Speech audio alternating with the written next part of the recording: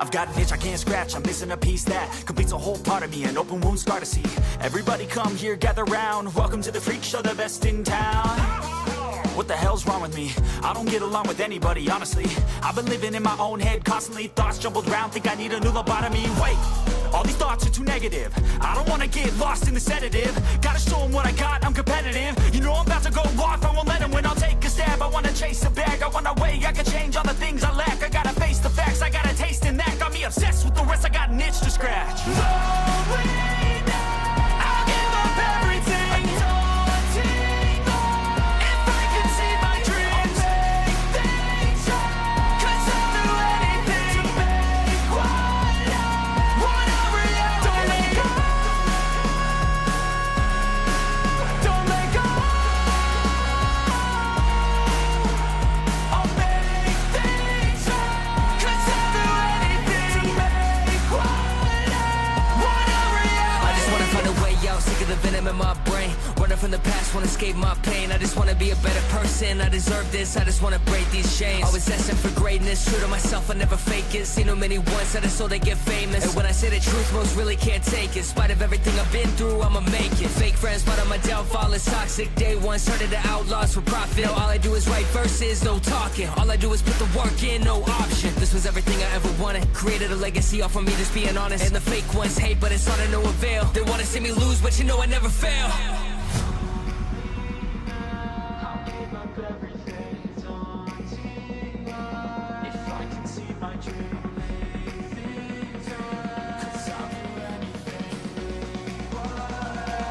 want a reality. Lonely now, I'll give up everything, daunting thought, if I can see my dreams, make things right. 'Cause I'll do anything to make one a reality. Don't let go. Don't let go. I'll make things right. 'Cause I'll do anything to make one a reality.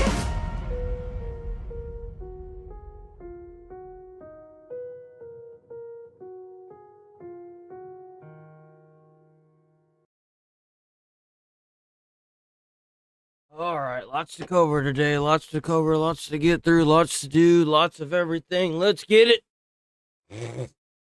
Let's get her. Okay.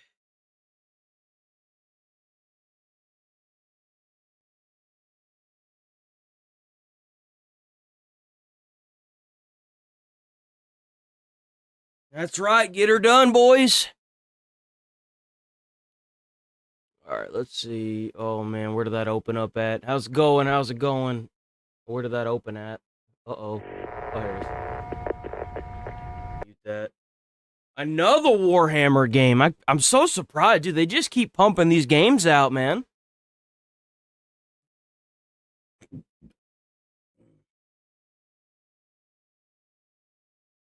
It's called Warhammer 40K Darktide Beyond the Hive.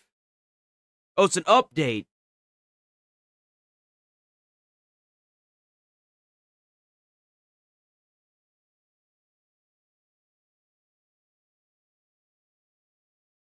How's it going, Alex?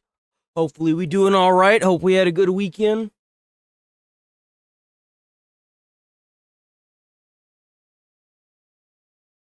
Should make your own. I should make my own custom rober hoodie. That's a damn good idea, actually. I don't know what I put on it, though.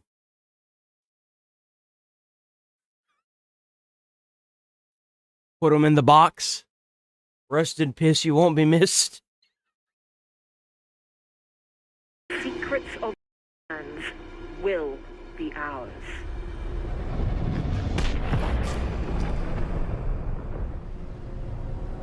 Judge, jury, and executioner. Oh my god, dude. Oh! Oh! Oh! We got some Fleekazoid, boys! Situation. Flick, I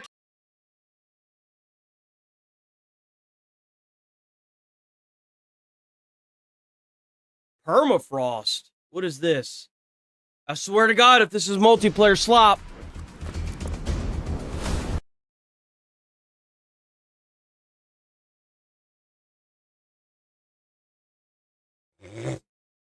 This looks like Rust, but in like the snow. Oh, what?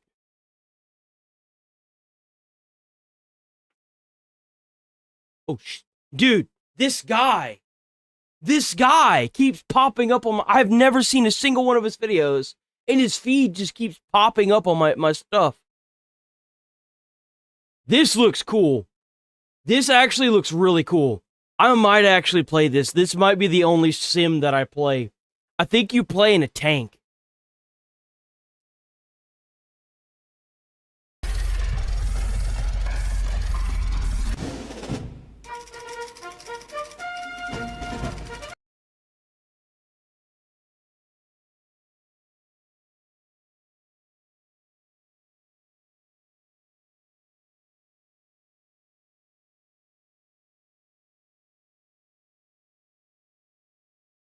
Oh, it's not a tank. It's a, oh my God, what is that big ass gun called?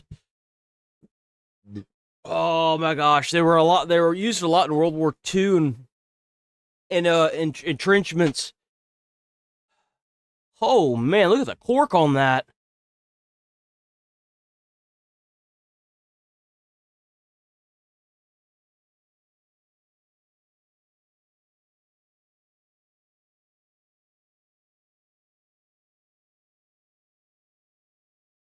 What kind of handguns you get? Oh, Texas Dead. That's a good one. Oh yeah, Texas Dead is a good one for the hoodie. Instead of like Florida Graveyard Dead, it could be Texas Dead. That's cool.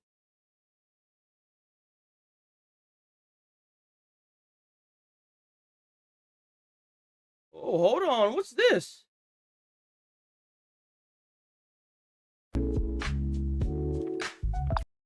That's 9 minutes. We're not gonna watch that.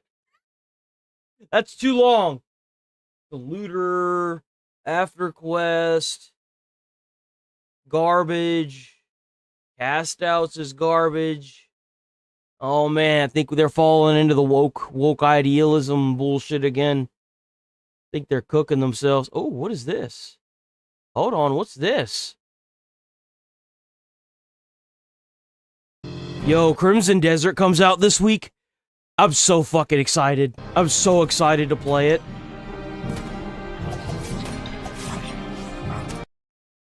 These enemies look kind of like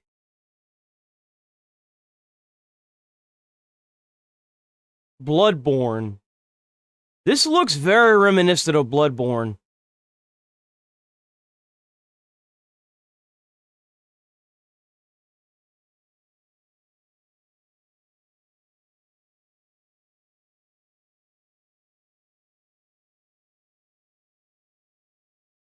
It's like Dark Souls 1 mixed with Bloodborne because of the graphics. Because this looks like an Orlando.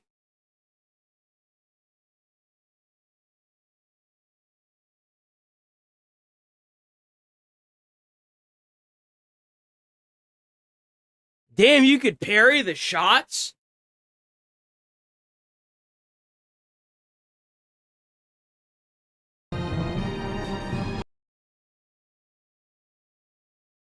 Huh. Blood Moon. Blood of the Moon.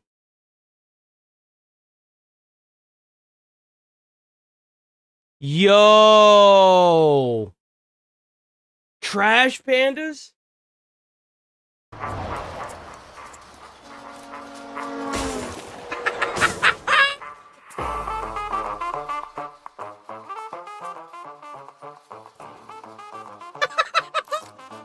Yo!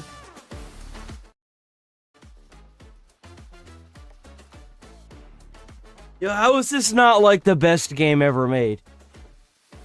It's team too.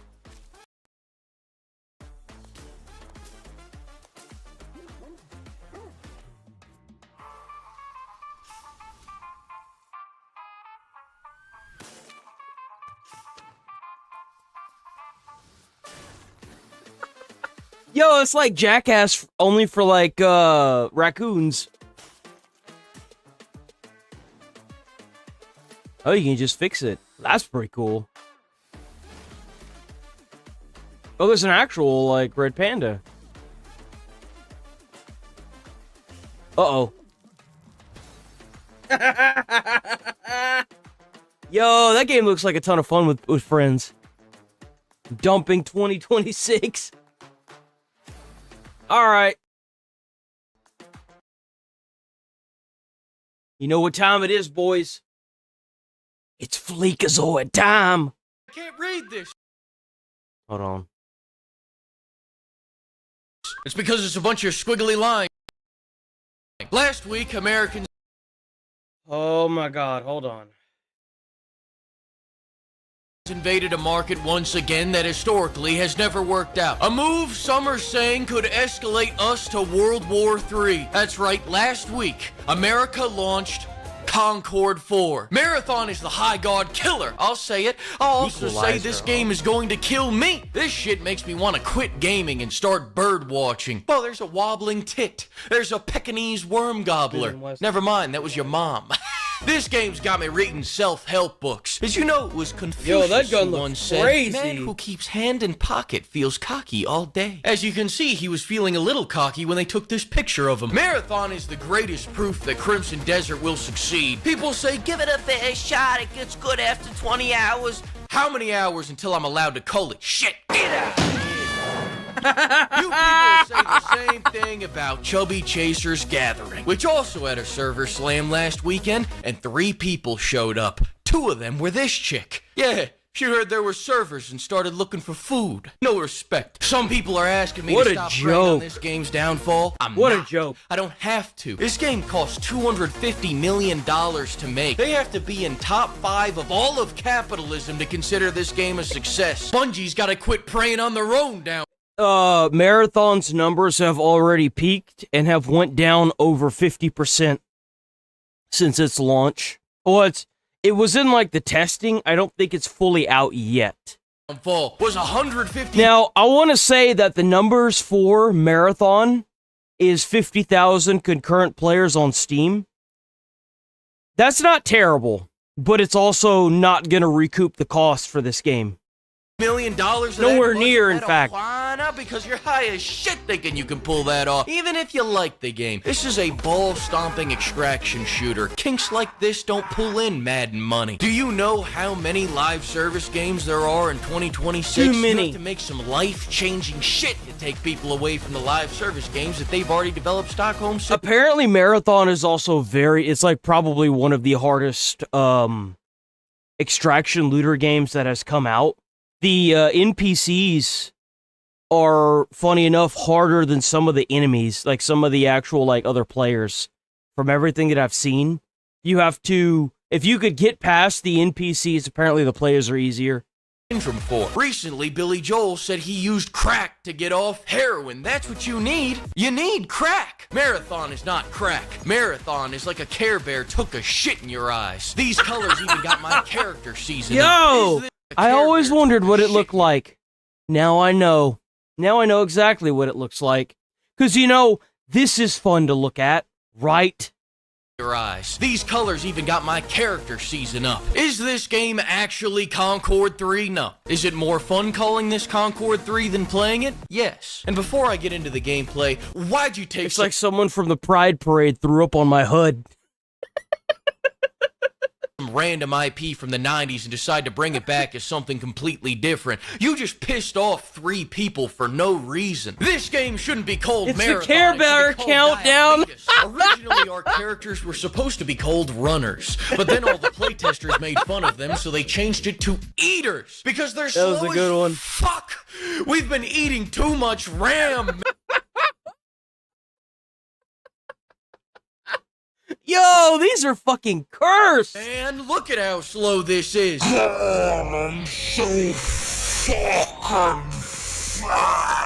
is not slowed down footage. I'm not lying here. This is genuine delusion. I do 3 slides and my guy's like... I try to sneak around and I sound like... Bro, I used to get so fucking mad whenever I'd play games and the character would roach out on me. Like, I want to care, because, like, in high school, dude, I could run forever. I still, to an extent, if I really tried, I could probably go for quite a while, because that's the one thing I never gave up. Even whenever I lost all the weight and gained a little bit of it back, I still could run like fucking crazy. I was super fast. I'd always, that was a trigger for me if I played a game and my pussy ass character stopped running after a little bit, bro. It's like, dude, get your ass into gear. That is something that pisses me off when I'm trying to run with a character and then he just gets gassed out. I'm like, you little bitch. I don't like playing team games because there's an education crisis in this country. I watched one of my teammates trap himself in a box for 5 minutes. I'm done with extraction shooters. I'm sick of smuggling hemorrhoid pillows out of exotic locations. The first 3 hours of this game are intriguing because between epileptic seizures and figuring out this menu, you got a lot of stuff to do. But then you figure it out and you go, oh, this is just a boring version of Halo, aka Bungie's last 3 games. Marathon has no stakes. I've looked all over. There's no T-bones, no filet mignon, no prime rib. It's just a bunch of welfare queens using free loadout to fight 30 bots and the occasional player. On a positive note, at least when this game dies, I'll run into just as many people. Where this game differs... That's usually a pretty big indicator if you're playing a game and you don't see another player within the first 5 to 10 minutes of the match, that a lot of the player base is botted. And it may not be the, the willpower of the actual game developers. But typically, if you're playing a PvP game and you don't see another player, it's either because the numbers are so low, but 50,000 players on concurrently is not, it's not like it doesn't have players. So that means that there's probably a ratio of those players that are in fact bots.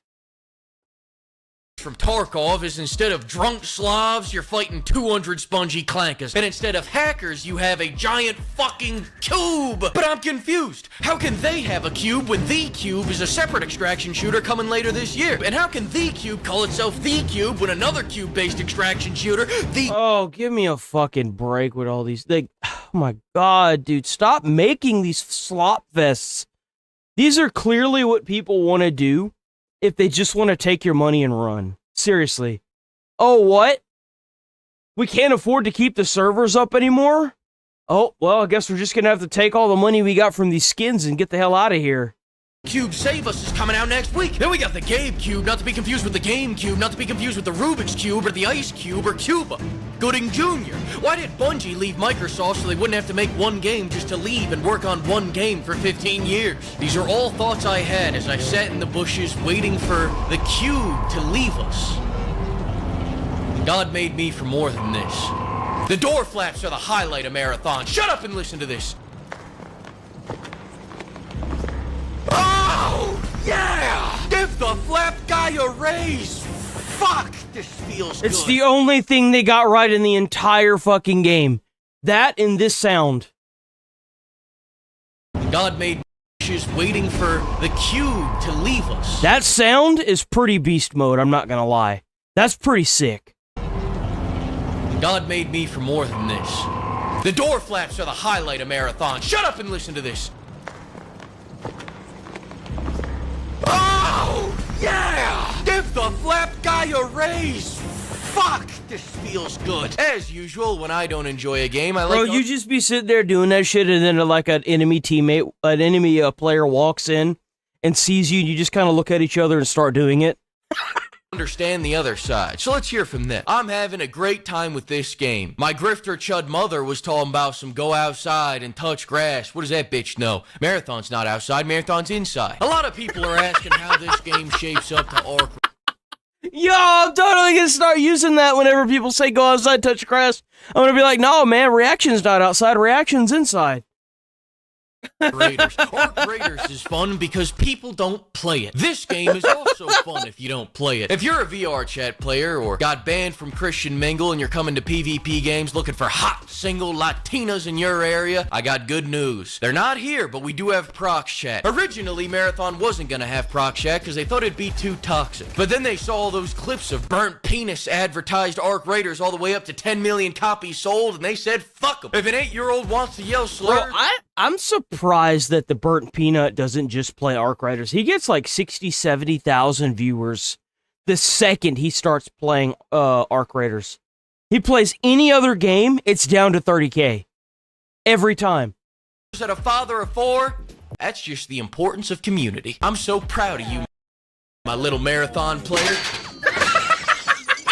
The gunplay is decent, the game gets grindy quick, I'm not gonna put 20 hours Yo, the menus! I've heard that the menus in this game are dog shit too. to unlock a purple gun, I've already got a purple cannon and a purple sword. The time to kill sucks, the game's glitchy as hell, I keep getting this issue where I die and the enemies don't. Pimps, I don't know much, but I do know that in the grimdark future, everyone has a Hank Hill ass. I look like a really jacked toilet. This chick looks like she's been drinking out of one. Thing I can't figure out about this chick is why she looks so familiar. Wait, hang on a second. The cube is speaking to me. No. Oh shit. Oh shit, he's right. It's like Concord all over again. Is why she looks so familiar. Wait, hang on a second. You know what? Marathon does look kind of like they tried to make a Concord, but then decided to backscale the fat on a lot of these characters and like remake the bodies. So that way they didn't give the chuds what they wanted, but at the same time they kind of got what they wanted. That's interesting, isn't it? No. That's not a robot. That's the chick from Concord. And I would have gotten away with it too if it wasn't for the cube. Yo, there's a whole generation that doesn't know the enlightenment of Scooby-Doo. That should be fucking criminal. Cube is smoking! I've changed my mind. This game is Concord 3. As in 3 months till layoffs. The mighty cube has foretold it. You people blindly hyping this game up disgust me. Now, if you excuse me, I gotta go hype this game up. Open parentheses. Note. Put a blindfold on Fleek. Thanks to the flock of pimps and thanks to everybody. Damn, W Fleekazoid, bro, does not miss. Does not miss. Does not miss. All right. It's time to get down in the trenches. It is that time. Syria chief was giving an interview. Here we go. Oh, by the way, they're saying Benjamin Netanyahu is dead. And the people that are online are just Yahoo saying he's dead. So. فلسطین اعلام می‌کنم و از همه جبهه مقاومت ایران اسلامی تا آخرین لحظه تا سرنگونی این Go off, King. Let him know. و کمترین کوتاهی Let him know. زمین نخواهد کرد و کوتاه نخواهد. آقا این مشت مسئولین با مشت مردم که فرق Does anyone know what the fuck? How the fuck does he know what this guy is saying? What the fuck is he saying? Where's the bomb? I'm waiting. I thought we were getting a bomb. Where's the bomb?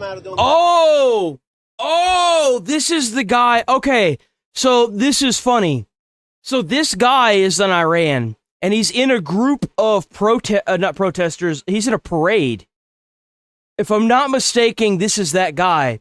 So he's in Iran, and he's like, you know, part of the regime, and he's in a group of in a parade, so that way if he gets bombed, you know, it'll be in a parade where a bunch of people will get killed.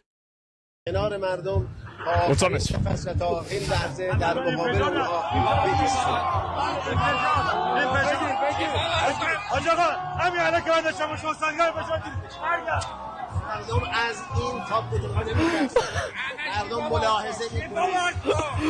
Oh shit!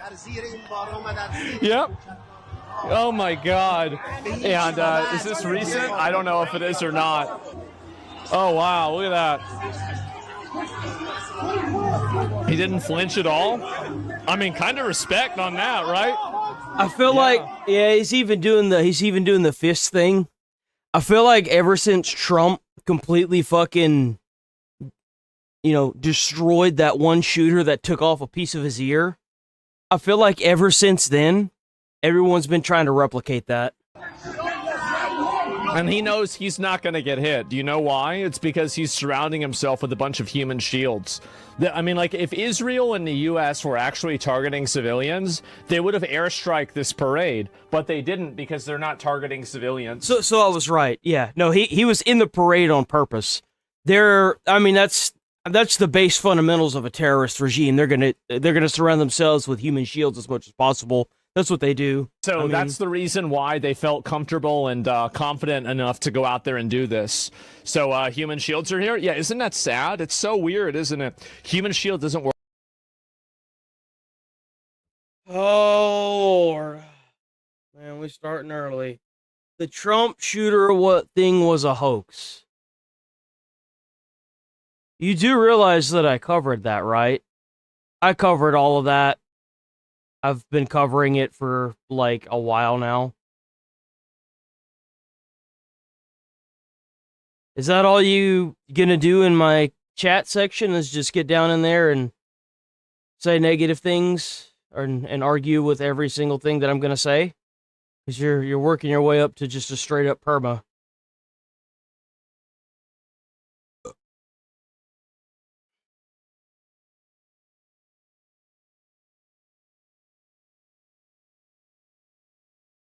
We starting early today.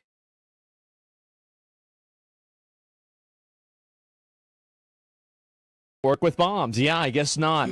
And I mean, at some point you see some shit like that, it's too late. Yeah, you're right. And bro's probably responsible for ordering the death of thousands over his lifetime. Of course he wouldn't flinch. He's a sociopath. Nope. Same channel. Hasn't moved. Maybe. And so anyway, take a look at this. A taste of their own medicine. Remember when IRGC thugs fired on mourners for slaying Iranian protesters? You're trying to say that well, he wasn't technically the president at the time, that a former president of the United States wasn't almost assassinated? They got the guy, like... Oh, not you. No, it's the same channel, by the way. It hasn't changed. It's sub to the channel, man.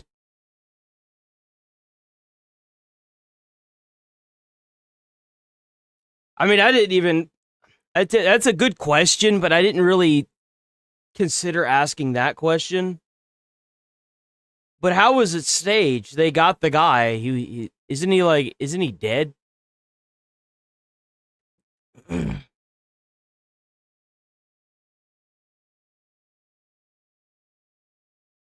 What was the name of the guy that took a piece off of Trump's ear?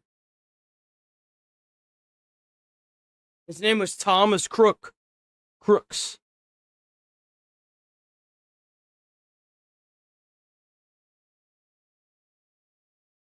His name was Thomas Matthew Crooks.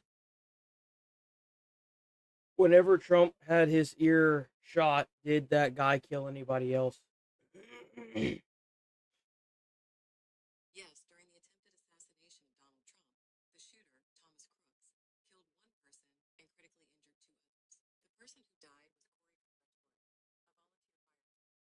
So, there was a volunteer fire chief that lost his life from the bullet that glazed his ear. So, I guess, since it's a hoax, you have no problem disregarding the family who lost their either father or someone's brother or someone's uncle or somebody that was in their family, not to mention a station lost a volunteer. Keep in mind, this is volunteer fire chief. Means that he makes no money. Volunteer fire chief. So I guess all that's fake, right? It's not like they have the names and their date of births and all that information, right? And he critically injured two other people. I don't know where you're getting that. Now they cannot bury their own in peace. A funeral of 8 Bajir members of the Karvan checkpoint sent mourners scrambling and fleeing. Yeah, I think he is in prison. I don't think he's dead. People are getting fed up with that shit. Fed up with that bullshit. Ooh. Oh, wow. IDF killed civilians in Lebanon? Yeah, they killed civilians in Iran, too. That's what happens. You have a war. You're going to have civilians that get killed. It's just what happens. It's not good. It's just what happens. That is war, yeah. Man. I guess we got to wrap up the entire war because some innocent people got killed. We got to wrap up the whole war and pay them trillions of dollars for the next 20 generations, right? It's not like any other war that happened around the world didn't have casualties. But just because we live in this day and age, now we got to wrap everything up. We got to stop doing everything because a few innocent people got killed. Damn, how could we let this happen? So now they're the ones that are getting harassed. Oh, this is a new one. I haven't seen this at all. Oh, this is the bomb from like 3 days ago. Holy shit. Look at this. God damn. God damn. Damn, bro. In Israel? No, I didn't. Should I look at that? It's the same drone attack we saw from the boat? Yeah, it's still burning. Man, this is going to be really bad for global warming. It is. It's going to be horrible for global warming. No, it won't. I mean, maybe for global warming. But, like, think about all the new reefs they have. I mean, isn't it great? I think it's an amazing thing. There were probably so many endangered fish in that ocean that we just helped.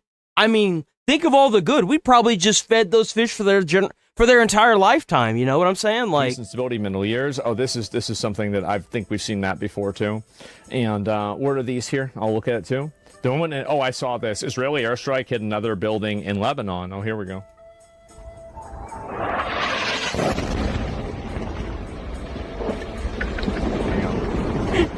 My God, dude, that's funny. I'm not even gonna read that comment out loud, but it was fucking funny. Damn. أو حدده العدو الصهيوني على طريق عام العباسية كما God تشاهدون fucking damn. I love it, yeah. عبر I mean, this is Our fair fight, and it has not been. This is from today. As I stated, we said it would not be a fair fight, and it has not been. Why should you make it a fair fight? During our if you're going to war, and I've seen this quite a bit, why the hell would you stoop to their level? Hell no. If it's a war, get it over with. Be done with it. Obliterate them. Be done with it. first press conference on day 2. That was 10 short days ago. Yeah. The combination of the world's two most powerful air forces is unprecedented and unbeatable. Between our Air Force and that of the Israelis, over 15,000 enemy targets have been struck. God damn! 15K, boys! Woo! Bro! 15,000 targets. That's 15,000 missiles. Well over 15,000? I guess they're counting all the ones in Lebanon, too. Holy shit. 1,000 a day. God. No other combination of countries in the world can do that. So today, as we speak, I think I was. I think that was you, wasn't it?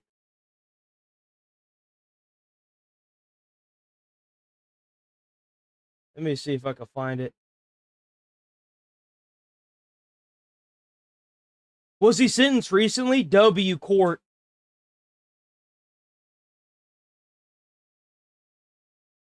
Where the hell did it go?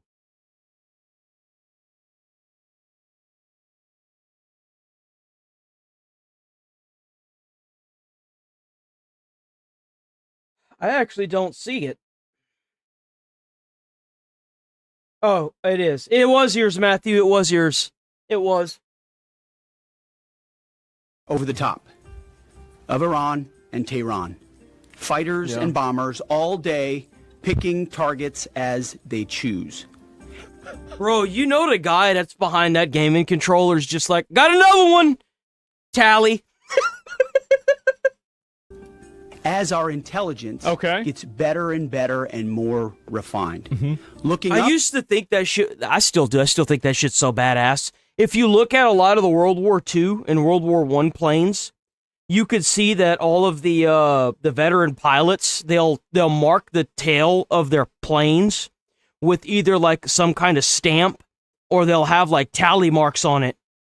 And a lot of the aces, they're called aces. When you kill enough pilots, a lot of the aces that were up in the air, dude, they were legendary ones. Some of them were so cool.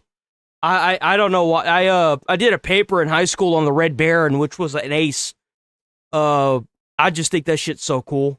The dog fights that they used to get into in World War I and World War II were crazy. Like how they would go up and then they would like kill the engine and then turn it back on as it would nosedive, and they would go shooting and flying past the enemy pilots, dude. Like, there used to be something that would show on Discovery, and it was like, it talked about like the dog fights they did in the sky. That shit was so cool to me. I'd watch that shit for hours, man. The IRGC and Iranian regime, that's insane, sees only two things on the side of aircraft. I could never be a pilot.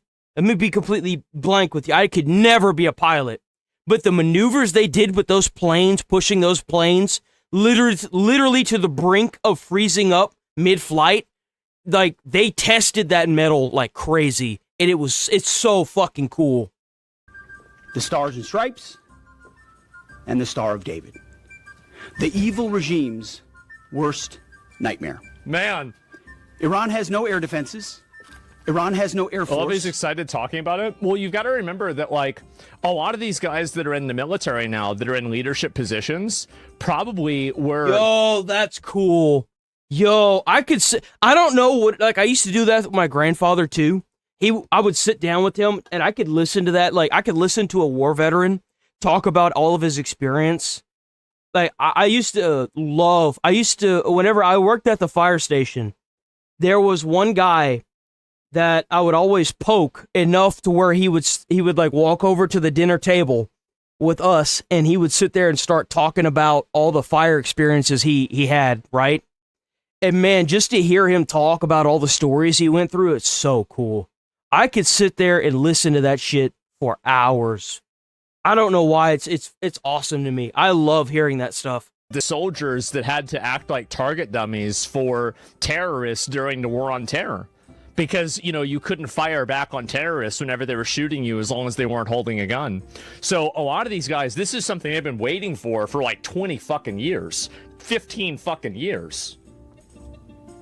Iran has no navy. That's what I think happened. Their missiles, their missile launchers, and drones being destroyed or shot out of the sky. Yeah. Their missile volume is down 90%. 90, that's their a lot. one-way attack drones yesterday, down 95%. It sucks that he passed. Damn. And as the world is seeing, they are exercising sheer desperation in the Straits of Hormuz. Something. Yo, we gotta treasure what's left of our veterans that were in World War I, World War II, and Iraq, because they've got experiences and stories to tell. And it sucks that America's so ashamed of Iraq and Afghanistan that you don't really see a lot of the stories come out about Iraq and Afghanistan. A lot of the war stories about there was this one movie that I saw where they had this encampment inside of this like trench, and it was I think it was either Iraq or Afghanistan, but even the commander of the outpost was so scared he wouldn't go outside because of how often they were being shot at. He would like pee and poo in bottles and shit, and it was crazy, dude. It was insane that you had people that even the commanders were scared to go outside because of how often the base gets lit up. And it was like a normal occurrence to a lot of them. We have been dealing with it, and don't need to worry about it.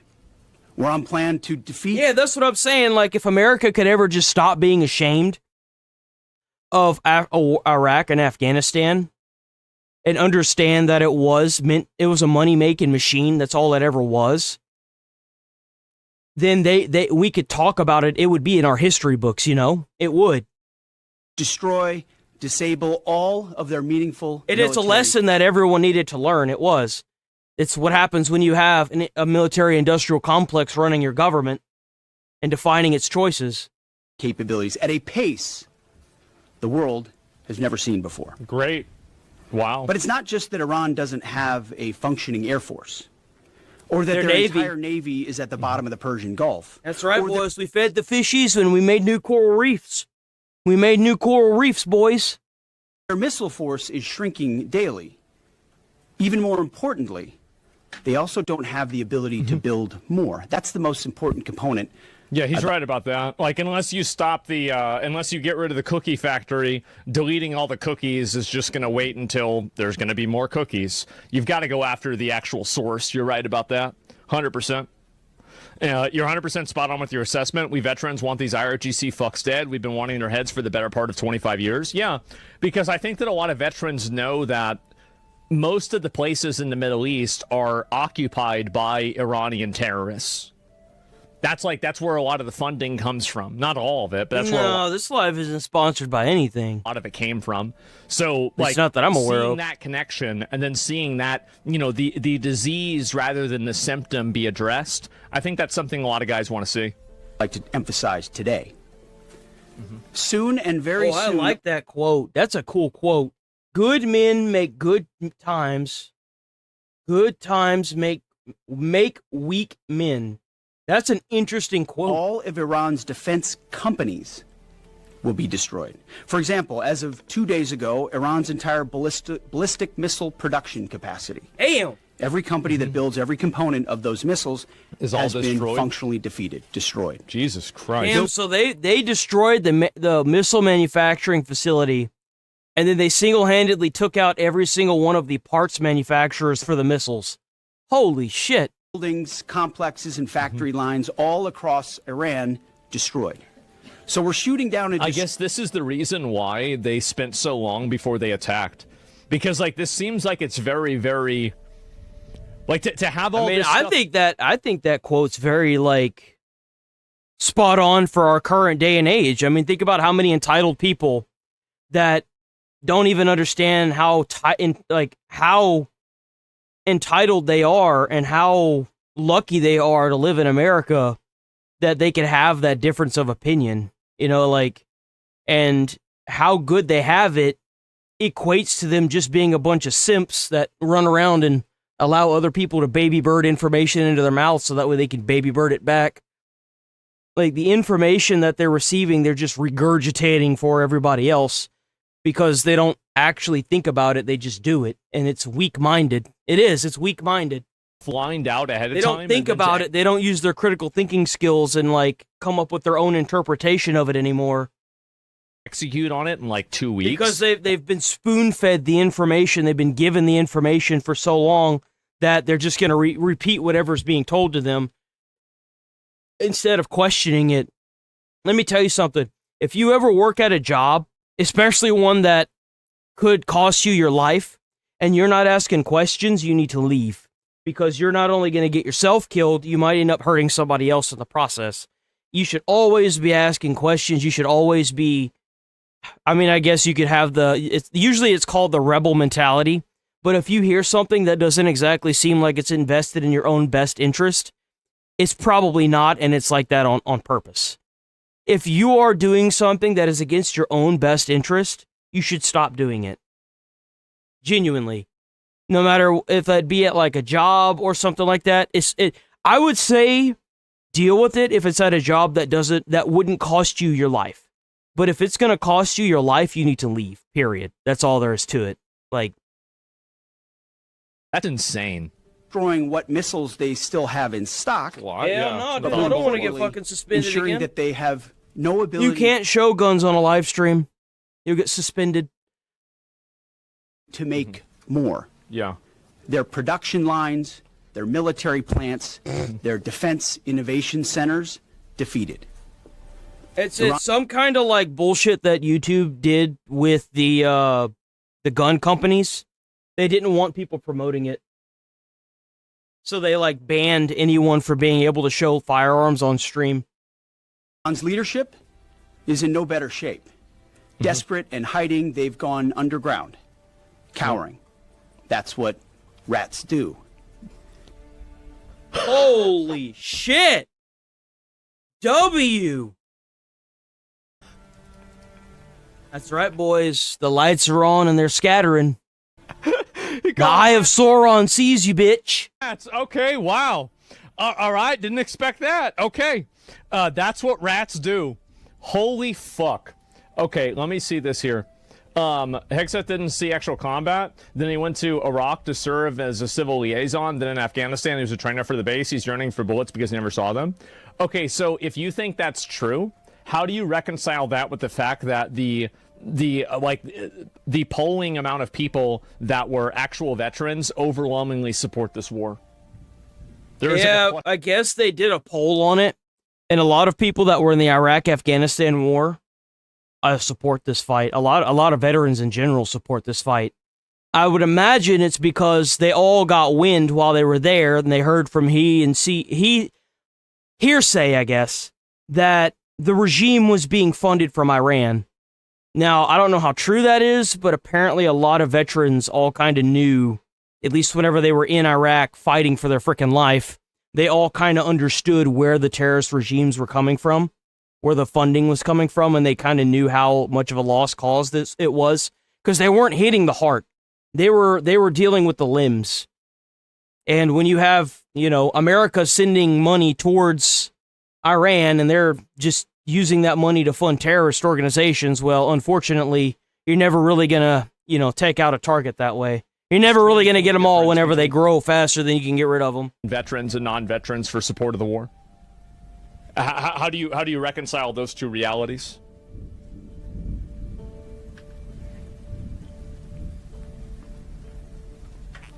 Yo, W. Poland. I want a rifle. I want to get a rifle someday. I do. I have 3 handguns, but I want a rifle. Veterinary support this war? Yeah. Hexet did see combat. He got awards for it.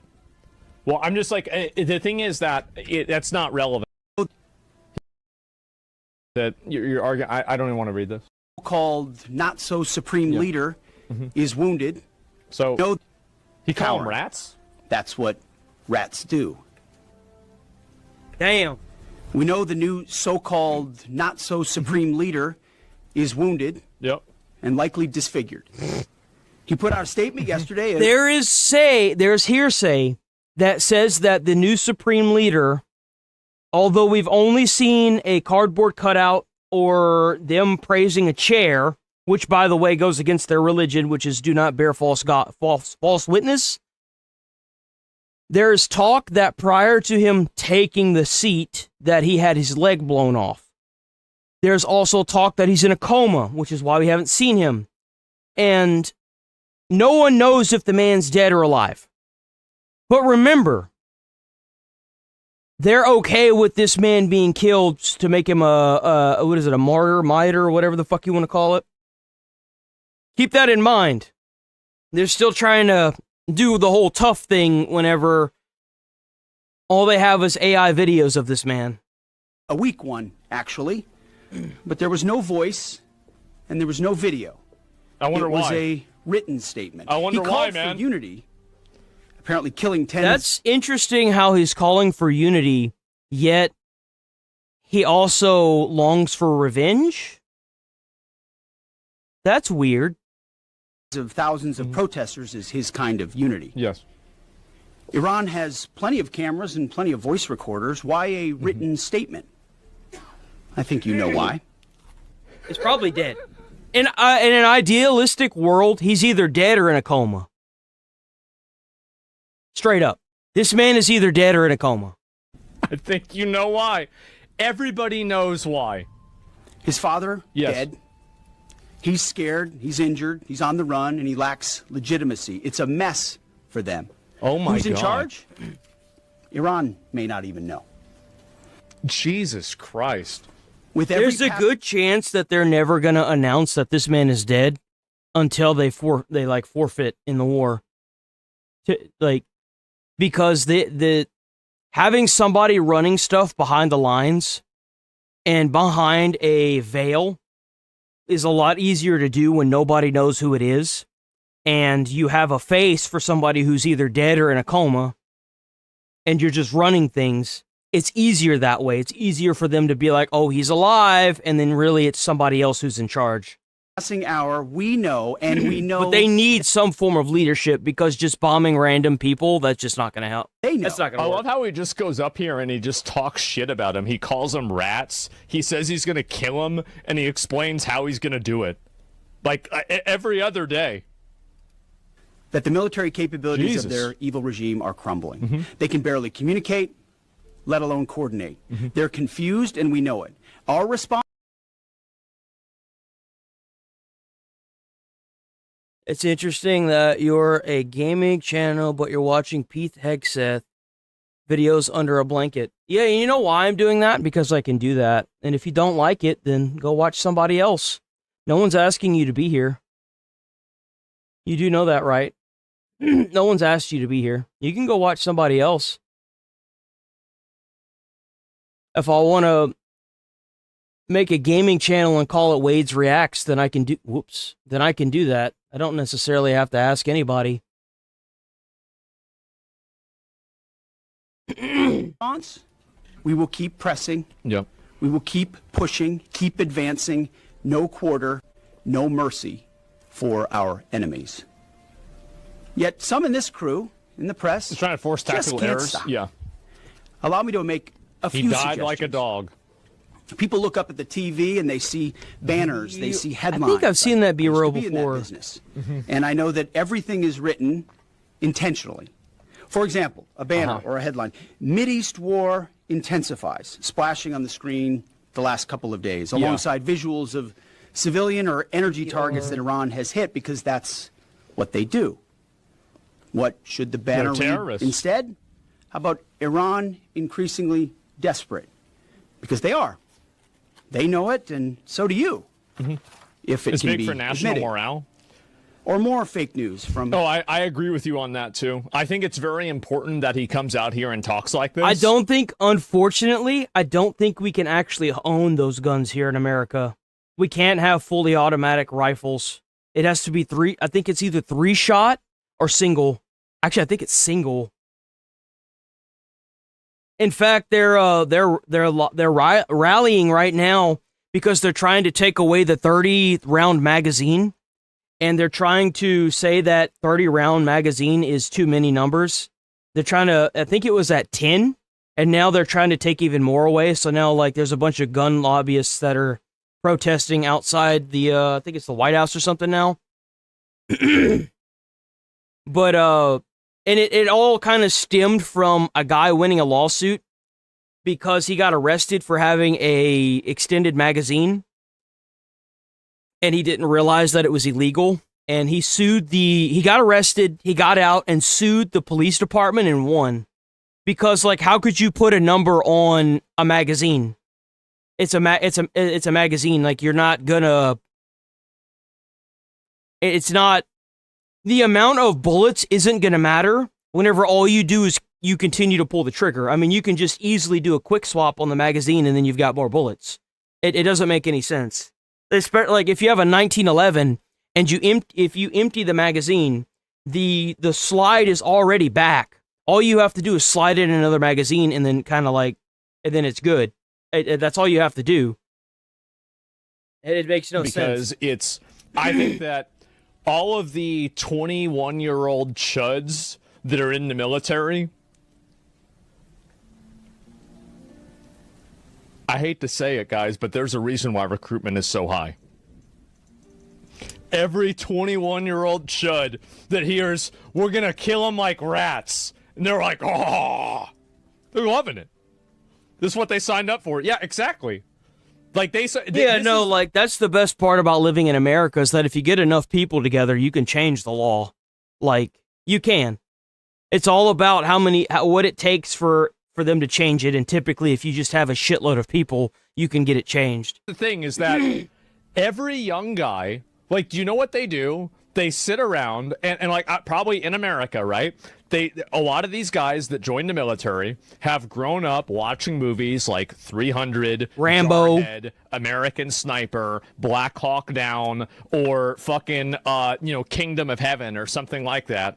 And then you have a guy that's running the military with literal crusader tattoos, and he's talking about bringing God to the Middle East. You have to keep in mind that this guy, there are videos that have been circulating around of recently of him surrounded by a bunch of like military men, and he's like bench pressing, and like he gets done with his set and he's just like, oh, like it's fucking bro's an actual soldier.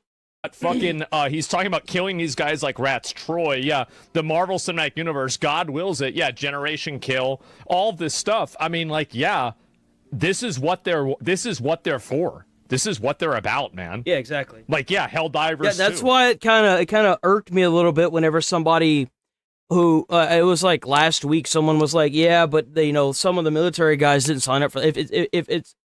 Here's the thing: is that whenever you sign up in the military, you're no longer your own property. The military owns you until they release you. They tell you that. They make it very clear whenever you sign on. Every person knows this. When you sign on into the military, you're now the property of the United States. You are until they release you. Now that has its own like extensions and stuff, but if we're going to war, then you're going to be on the front line. And it kind of irks me a little bit when some people are like, well, I didn't sign up for this. And it's like, but you did. What do you think signing up for any branch of the military means? It means that if it's wartime, well, guess who's first to go? Duh. That did bother me last week. I'm not going to lie. There's another one. CNN. Reports talking about your generation, they forgot about Iraq? No, it's the problem is that they remembered. That's the reason why they want it. Is that they saw what happened at Iraq, and they saw how much time was wasted because the military didn't actually have a decisive lethal goal. And whenever they have somebody who did have a decisive lethal goal, I think that's what they want to have happen. That's the whole point. Trump administration underestimated the Iran. There are also people that like there's a little bit more than that. I mean, you have the people that have had family in the military and they just want to follow the chain, There's those kind of people, and then there are the people that want to do something with their lives. And I think being in the military is an exceptional way to do something with your life. It is. Everyone always just sees the bad of joining the military. Like, there's always something good for joining the military. There is. I think that it's an exceptional way to show your patriotism. And if you joined for anything other than to inevitably end up killing somebody or being in actual combat, then you signing up for all the wrong reasons. Like, you have to sign that paper with the full thought that you're about to be turned into a killing machine, and you're probably going to have to take other people's lives. There is no time for feelings on an actual battlefield. Everything is split-second decisions, and it could cost you or the person next to you their lives. I think we have a generation of people that just sign up simply because, their family has been in it, and it's not that simple. And that's kind of what happens whenever you get a bunch of 18-year-olds that would otherwise pull out life-crippling debt for a student loan that wouldn't know any better. War's impact on the Strait of Hormuz. Patently ridiculous, of course. Yeah. For decades, Iran has threatened shipping in the Strait of Hormuz. This is always what they do, hold the strait hostage. CNN doesn't think we thought of that. It's a fundamentally unserious report. Damn. So the guys that systematically destroyed every single ballistic missile capability manufacturer in the entire fucking country didn't think about, well, what if they attack the boats? What if, like, what? From what I understand, Israel had been planning this for years because they tapped, like, the phone lines and stuff. They had to have been planning this for a rough estimate up to 5 years. They were going to do this. What are we talking about? The sooner David Ellison takes over that network, the better. Uh-huh. Another example of a fake headline that I saw yesterday. War widening. Uh-oh. Here's a real headline for you for an actual patriotic press. How about Iran shrinking, going underground? You see, Iran's leaders are hiding in bunkers and moving into civilian areas. The only thing that is widening is our advantage. Not to mention our Gulf partners. You have to keep in mind that we have bunker busters that can bust any kind of bunker they have. We do. It's just a matter of finding them. I think that's where they're running into trouble now. Stepping up even more now, going on the offense, and have always been with us on the defense with collective and integrated air defenses. Yeah, it's like Saudi Arabia and Qatar shooting down the drones. It is unshakable. Our options maximized, and our capabilities still building. We're going up, they're going down. As I said, God, I wish I was American. Canada's the worst. Do you remember whenever the leader of your military went up on stage and started crying about being racist 100 years ago? I'm so sorry, man. I don't know what happened to you guys up there. I really don't. It's bad. President Trump holds the cards. He'll determine the pace, the tempo, and the timing of this conflict. His hand firmly on the wheel, as well as on the throttle setting. America first, peace through strength in action. From day one, as our nation expects and the president demands, our warriors have fought with lethality, precision, and rapid innovation. In fact, today will be, yet again, the highest volume of strikes that America has put over the skies of Iran and Tehran. The number of sorties and number of bomber pulses, the highest yet, ramping up and only up. So they're just going to keep bombing the shit out of them until, the bombing will continue until morale improves. It's pretty simple. Wow. And quantity has a quality of its own. How can it still be ramping? The reason why it's ramping is that now they're attacking smaller local targets, like, for example, militia bases and IRGC stations.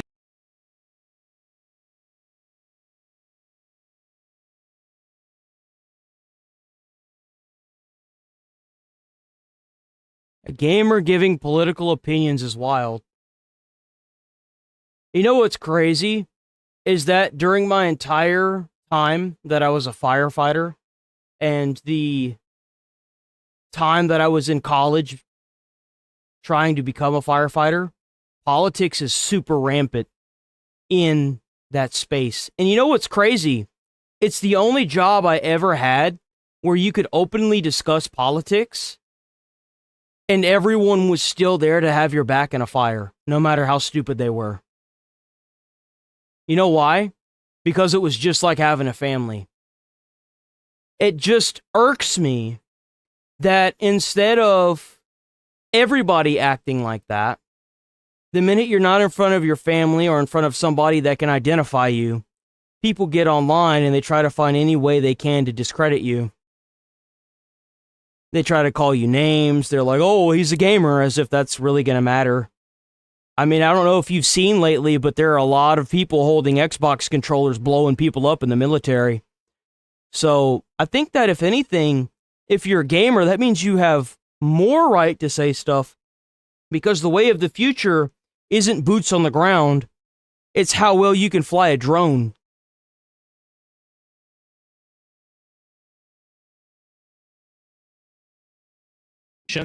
Rather than focusing on very large military installations, because most of those have been destroyed. So, like, they were basically destroying the strategy, and now they're going after... No, don't hate on Alex. Alex is good. Alex is good. She's good. Don't hate on Alex. Alex is cool. Alex and God and the Fish, leave them alone. Anyone else is up for grabs. The tactics. Does that make sense? That's what I'm guessing, right? And also, they don't have any defenses anymore, so it's easier to shoot more stuff with less risk. Because, like, obviously, each different type of missile... And, yeah, like, but the good news is with the Kurds, we don't really need to send in American troops. Like, there's an entire force of people that have been forced out of their own country, because, like, a lot of the Kurds are Iran people that have been forced out of that country. A lot of them want their homeland back. Just send in the Kurds. They send in the Kurds, and you can almost guarantee that a lot of people that live in Iran will most likely live, because a lot of them are Iranian. You know, like way of attack has a higher and a lower probability of there being countermeasures used against it. So whenever you can use things that effectively you can shoot down easily, but if they can't shoot them down, then it's perfect. So yeah, that's really what I'm thinking is happening. That's what I guess. We continue to ramp up. Every tool of AI, of cyber, of space, EW, What do you think IRGC counter casualties are up UAS, to? you name it, we're A lot. employing it. Blinding, confusing, and deceiving our enemy. Oh, yeah, he works from home, so he has, sometimes he like types in big caps. He's not mad. He's just, sometimes he types in all caps because he works from home. He doesn't switch his caps over. It's fine. I'm not going to ban anybody if they type in big caps. I know that like on the internet it's a sign of someone yelling or whatever, but like it's going to happen. Because Probably we know thousands. who the good guys are here. And the American people do too. And that makes my job simple. I serve God, the troops, the country, the Constitution, and the President of the United States, and answer only to those. All in service of victory on the battlefield and the military objectives that we've laid out from day one. Defeat the missiles, missile launchers, and defense.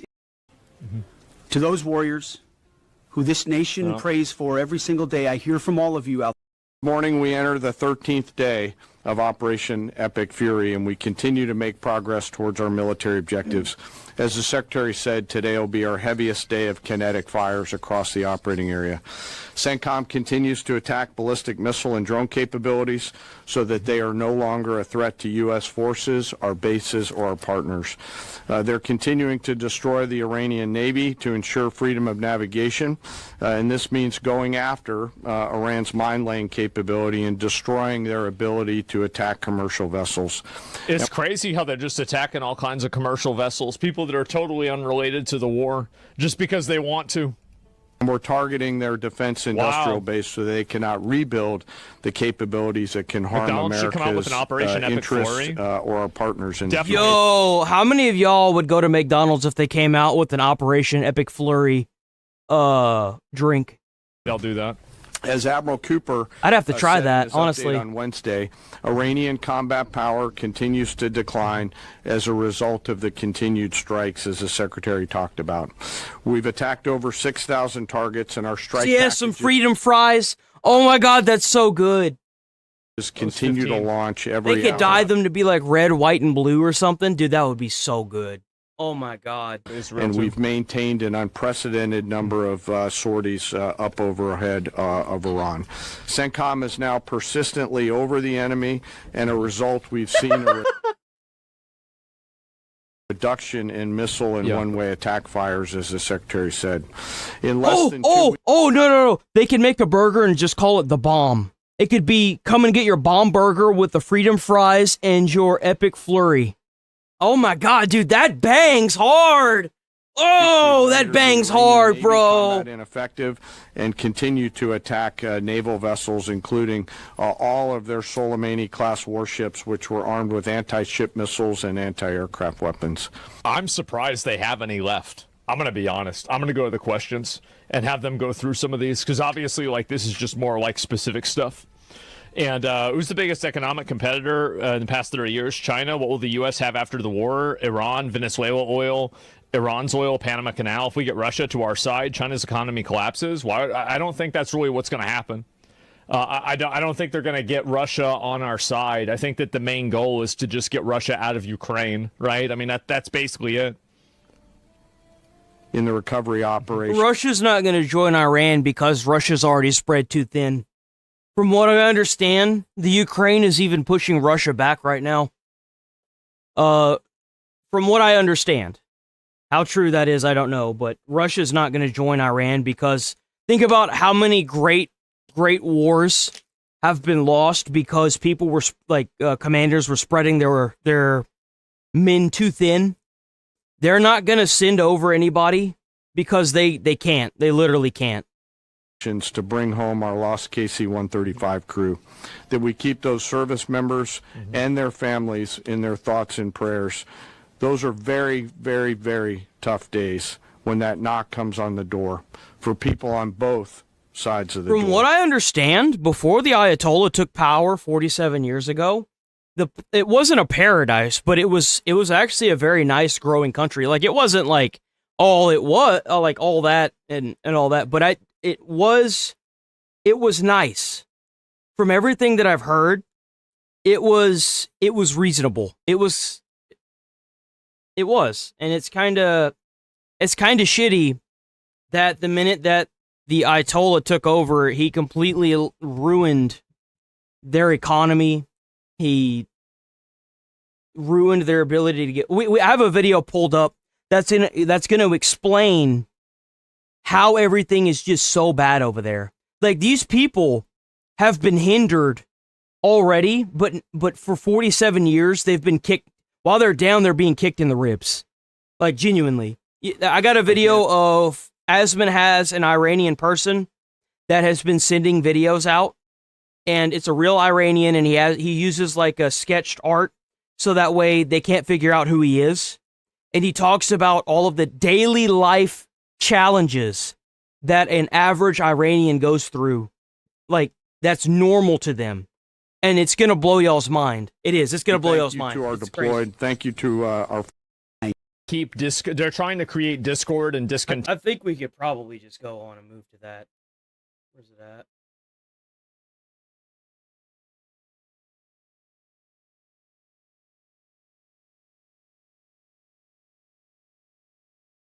Like, these guys have stuff that we have every single day that are just straight up privileges. You were right here, and his name is Ace AT, and he is living in Iran. And he made an update recently. This was a day ago. Like, you have to keep in mind that this man, in order to get medication that his mom needs, he has to search out of country for it and get it imported because the local areas don't have it. About what it's like living in Iran during the war. This guy's been a viewer of mine for quite a while, and the first video he made, I reacted to. This is the second video. Before the video starts, I want to quickly say something. This video was actually supposed to be uploaded much earlier before everything started happening recently. Because of the situation, it took longer than expected to get it online. Yep. I can sense that's the situation. What? Yeah. Ah, that was the internet building. Please watch this one. But I already have many clips and information I would like to share with you all in the future, hopefully. He has to be very selective with what he uploads, because if somebody from the IRGC figures out who he is, they will most likely kill him. They will most likely kill his family as well. So he has to be very selective on what he uploads and when he uploads it. Soon. I also want to say thank you to Aria, someone who helped me share some internet access so I could upload this video. I won't go into more details. 1% of ordinary levels. But I'm my very God. grateful. Another video will also be coming where I react to basically backtrace where he is or what he is, and then use patience. When the time is right, I will be able to share much more, including things from my own perspective. The reason why he probably can't do that is that he doesn't want to reveal information that the regime could use to basically backtrace where he is or what he is, and then use that to identify and punish him. That's the reason why. For being here. Smart. Doesn't want to die. Yeah. Hello, everyone. Before I start... Yeah, there is a Discord for the community.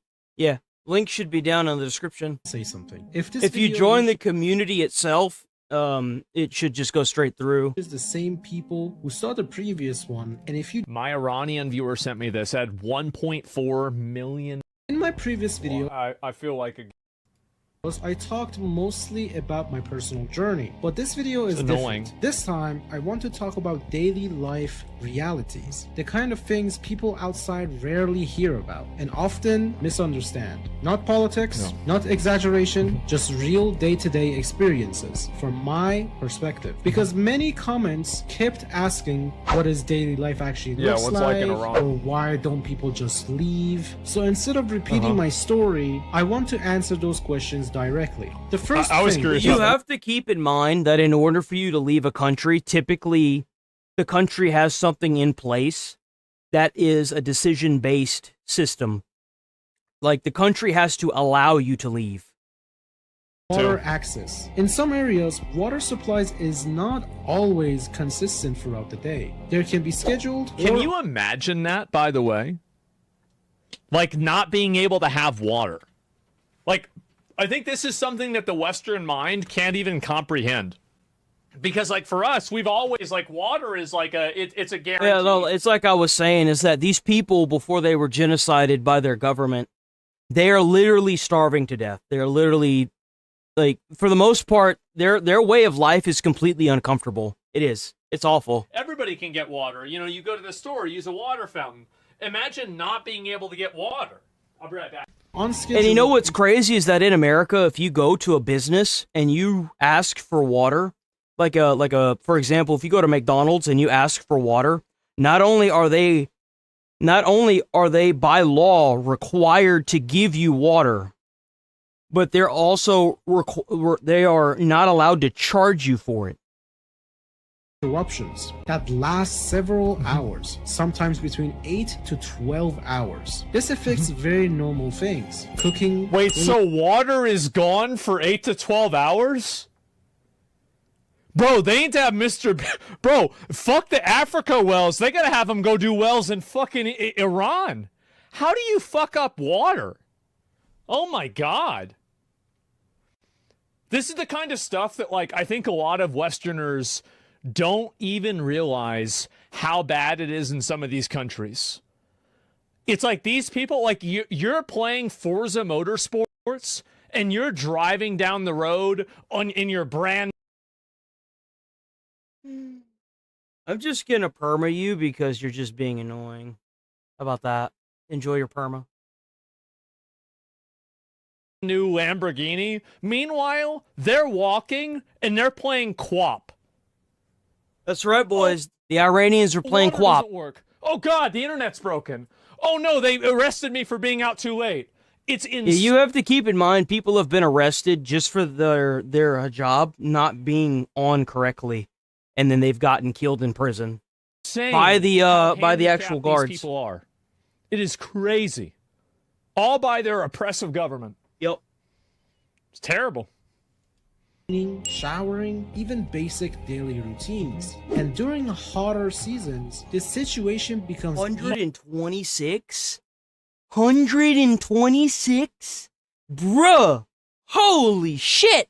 126? You also hear more discussions locally about reserves, dams, and the water levels being lower compared to the past years. Wow. I'm not speaking as an expert, just as someone living through a daily. This is the reason why they haven't hit any of the sediment pools that they have over there. They haven't, like, fucked with the water or the electricity, is because these people need that. That's the reason why.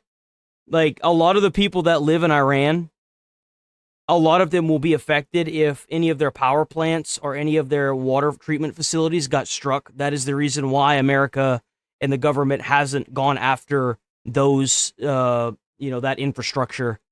It's for the Iranian people. Life doesn't stop. It just becomes harder in a quiet way. Another major That's the reason why attacking desalination plants is such a big deal. That's why nobody's done it yet. I hope that the United States doesn't do that. Factor in daily life is air quality. In large cities especially, air pollution can become severe during certain periods. One of the commonly mentioned reasons is the use of heavy fuel oils in energy production, as we call it locally. Oh, I wonder if the mountains, because obviously Iran is like, it's an area. So that means that because they live in a bowl in the mountains, because their entire city, well, a lot of their cities for the most part, at least where this guy is probably living, is a big bowl in the mountains. So a lot of that toxic shit that would just, leave us and then dissipate into the atmosphere, it is trapped because of their mountains in their city. So they have, like, constant what is that called? Like air pollution warnings there constantly.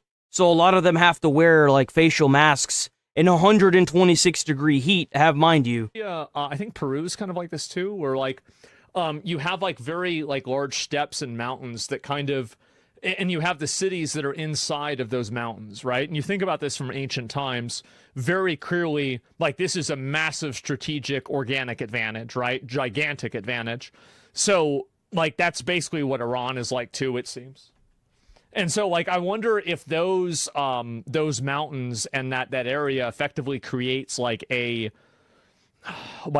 shield from that pollution leaving, because usually it will go out into the ocean and disperse or dissipate. But like if you're not able to do that and it's stuck there, like, oh man, that's really, I never even thought of this. So like even their own air is fucked. Muzzles. So we've already got water that is cut off for 8 to 9 hours a day, and now they can't breathe for shit. When that happens, the air can feel like heavier, a bowl? and Yeah. people with breathing issues feel it the most. On some days, people prefer staying indoors not because they want to, but because the air outside feels difficult to tolerate. This is not something Wow. dramatic, it's just part of the normal life conditions that people No, it's not. That's not that's bad. What do you mean that's part of normal life? No, it shouldn't be. That's terrible. adapt to. What do you over time. mean? The next thing we're going to be talking about is the electricity stability. Electricity stability is another topic people asked about a lot. Power outages can happen sometimes scheduled or sometimes unexpected. They can last. So how it was with Texas, them shutting off the power for the freezes, these people go through it daily. They have their power shut off, or it just goes out randomly, and who knows when it'll be back on. So that happens daily for them. 2 hours, and while that may not sound like much, during think about that in cause isn't it technically a desert? So it drops below freezing at night, and it can get to 126 during the day. Like, think about how awful that is. Horrible. A power outage, again, if you've ever had to care for an elderly parent, you will know how terrifying the idea of a power outage is. Because if they're on any sort of oxygen or any other type of, like life assistance, this could potentially mean life and death. Yep. It's terrifying. And also power outage, back Mick Levy, right? Like his old tree had fallen over his driveway, with his cold. What was I gonna say? It's very noticeable. When electricity goes out, you don't just lose power. You lose internet access, cooling, work progress, and daily... What the Iranian could give for generators can be confiscated. Per gigabyte. Internet is the same. A few hours can affect an entire day. A lot of people assume internet is the same everywhere, but here internet generators can be sold confiscated per gigabyte, not unlimited. And as you may know, so they even have limited internet. They have limited internet. So you got frequent power outages, limited internet. Keep in mind, on top of all of this, because I don't know if he says it or not, these people are working for pennies on the dollar, and most of them will never be able to afford a vehicle. Like, keep that in mind. Like, a lot of these people, they work, and they will never be able to afford even remotely close to what an average person can afford in America. Period. Like, they got on top of everything. That 2007 phone plan? Oh my, they got they over there using motherfucking dial-up. For data? And then the country itself can turn off the internet at any time as well. What?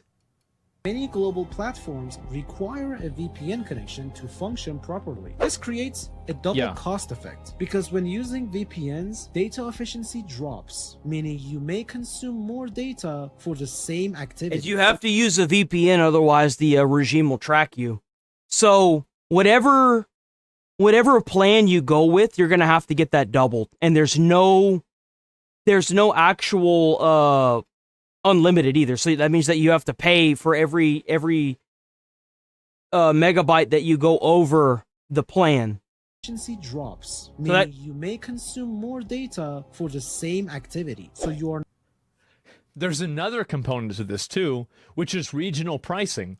So if you set your data point to being in let's say Israel, or being in London or something like that, now you're getting regional pricing from Israel and London rather than the supposed intended regional pricing for Iran that's at a lower level. Like it's like triple actually. Holy fuck. Not only paying for more internet, but you also indirectly paying more data just to access global platforms normally. Wow. For someone working from what I understand, in order to have certain phones, or to have a phone, it has to be put through the government first.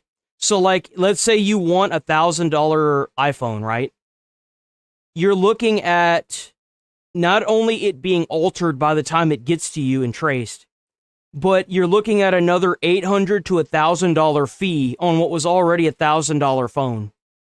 So you're looking at a $2,000 fee, or $2,000 just to buy one phone, when idealistically it should only be like $800. This becomes a constant financial pressure. P.S. Starlink has been imported to our country from many different places. However, a lot of people are taking advantage of that connection and selling it per gigabyte to people for up to 2 to 5 million Tuman, which is 50 million Rial. So Jesus. It's very, very expensive for people to connect to the internet currently. Think about that. $13 to $33 is very expensive. Think about how much these people are working for. Think about that. Look at the price difference. 5 million Rial is $33. Think about how much inflation that is. This is what happens whenever you just keep printing money and you don't ever cap it. People are abusing the fact of how rare it is to connect to the internet now. Another topic. Dude.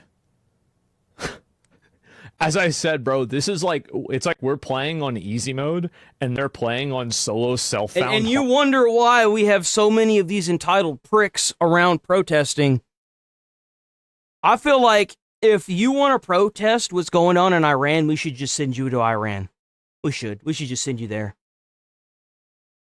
If you don't wear your hijab and you wear skimpy clothing, they kill you.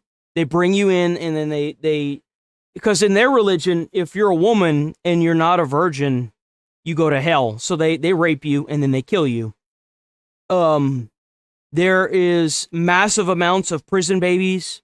There is people being, if you're out past curfew, you get killed. A lot of the Kurds have fled that country or been exiled because they've had to watch too many family members die and they just didn't want to become part of the percentage. Whenever you protest, you're genocided. You have to deal with the heat. You have to deal with the internet. You have to deal with not being able to financially support yourself. You have to deal with not being able to get water. You have to deal with not having electricity on a constant. Like, why don't we just send these entitled people over there and show them what it looks like to be in a fascist, terroristic regime? Hardcore mode. It's like, okay, I want to get the internet.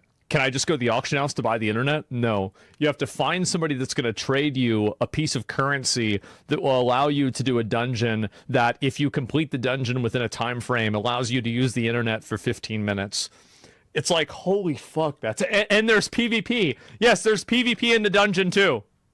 I hesitated to mention before is medical access. Some specialized medicines are not always easily available locally. Oh my god. In my personal case, for a rare medical condition that my mother has, I had to look outside the country to obtain the required medication. This process is Which means that it's also completely outside of the economic ecosystem inside of Iran too. And you have to be careful because he's getting that shit from a different country. He has to be careful. It could be laced with fentanyl. It could be laced with anything. So, like, whenever you do that, it's a gamble, honestly. It's a gamble. Simple. It involves time, cost. I didn't even think that you could find medicine outside of a country. I genuinely didn't even know you could do that. A lot of uncertainty. Stress. And when the health is involved, uncertainty. And there's another component. Think about how much money that costs, too, to have that shit imported. To this too, I don't know if he's going to talk about this, but like going and finding aftermarket medicine right now is really dangerous on the black market because of the different things that it can be cut with. I mean, number one is fentanyl, right? It's really dangerous if you're trying to buy any aftermarket pills right now. Most stressful part. Even bringing medicine through the travels come with its own complications, paperwork, stress, and fear of delays. So imagine people who cannot travel at all and must rely on expensive... This is an average everyday thing. This is every fucking day. Just to get essential treatment. One of the most common comments I receive is, why don't you just move to another country? I understand why people just leave. Ask that. From the outside, it sounds a simple decision, but in reality, it is extremely complex. First, passports have limitations. Also, another component to this is that there's the diaspora of Iran is was it 6 to 9 million people? Like, I think it's it's millions of people. I know that for sure. When it comes to visa access, what's the Iran? How many people have left Iran in like the last? How many people are outside of Iran that are Iranian nationals?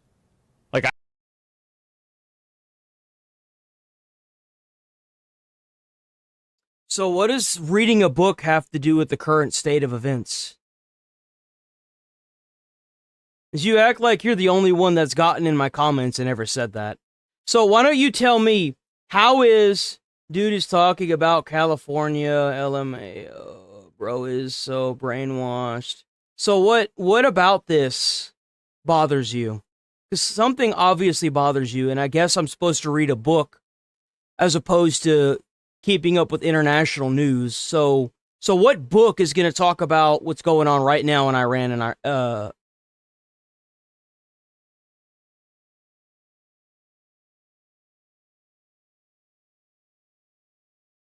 No. We got to figure out where this mentality is coming from. We do.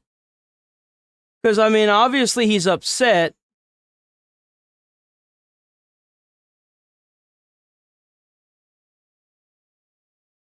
Countries, demographic. Why would I want to read a book about that? Why should anyone want to read a book about that? Last time I checked, the way they're bombing the shit out of Iran, it's completely unprecedented. So why the fuck would I need a history book? How does that make any sense?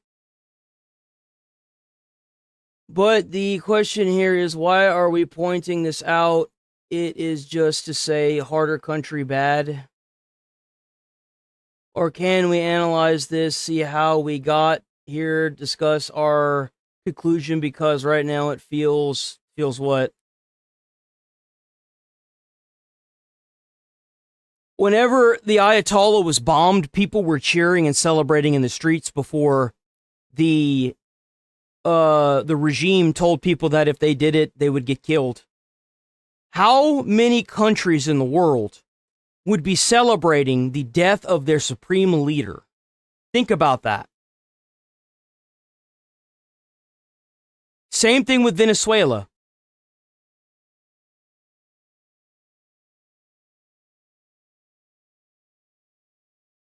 How do you know that? Did you read that in a book? Because, last time I checked, again, this hasn't been done before. What we're doing to Iran right now has never been done before.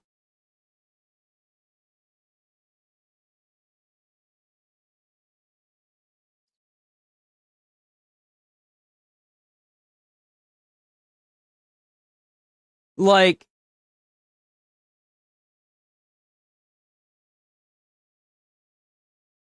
thousands in the streets celebrating Charlie Kirk's death. There wasn't anybody celebrating like that. A lot of people did that online. That's how I know you're not from America. People didn't get out in the streets and celebrate that.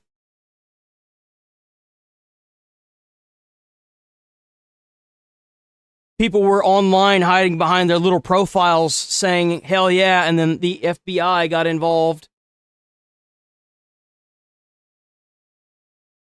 What footage? Like Professor Zhang videos? I don't even know who Professor Zhang is. Not from Iran. Yes, it's been done. Nigeria. I don't know nothing about Nigeria either. I've seen the footage. I don't know what footage you're referring to.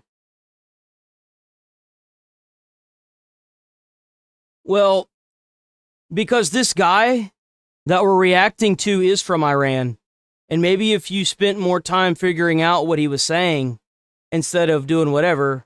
My boyfriend is from Venezuela and he told me the horror stories he had to grow up with. He was celebrating Maduro's capture and praising. Yeah, exactly. How come it is that we have all these foreign countries praising Trump and celebrating Trump and happy about Trump? They got his name on posters. They got the American flag being waved next to their flags.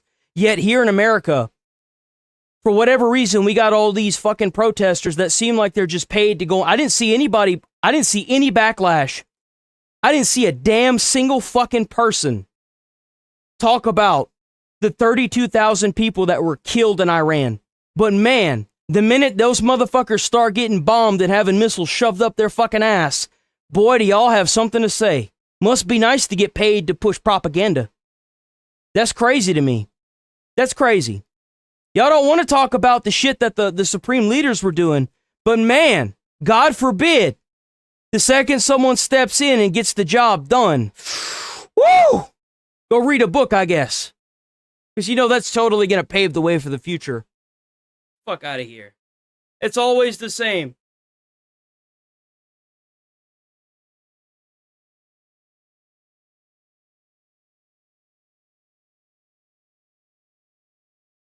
No. Oh, I wouldn't doubt that it's more.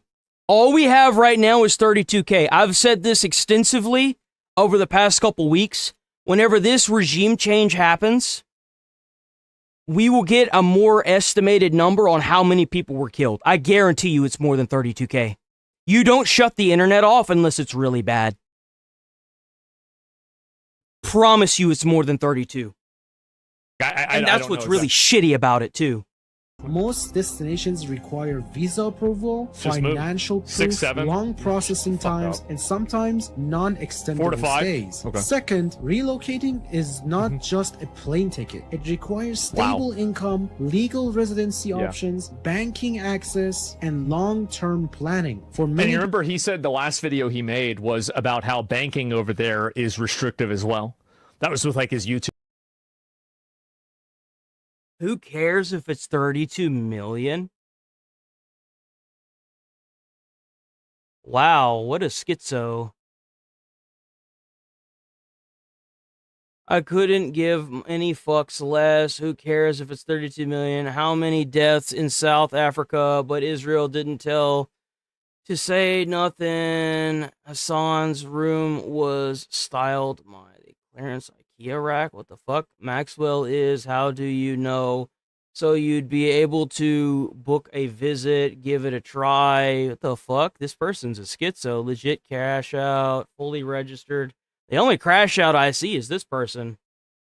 She registered the Looney Tune. Oh, fuck?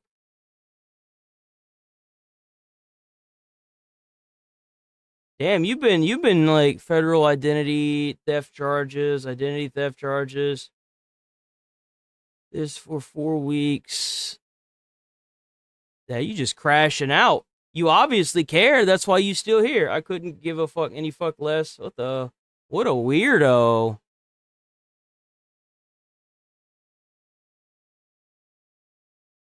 He's reading comments from other stream.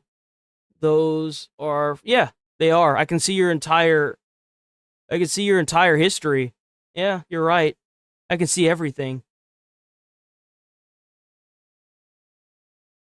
So how long you been crashing out for? It looks like you've been crashing out for a little bit now.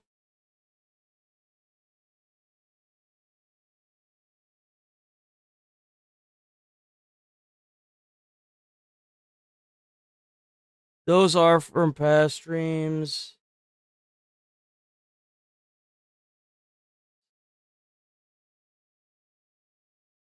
So mad you can't even speak English. Look, if you're going to push propaganda from a foreign country, at the very least you should do is learn American English, okay? That's the least you could do.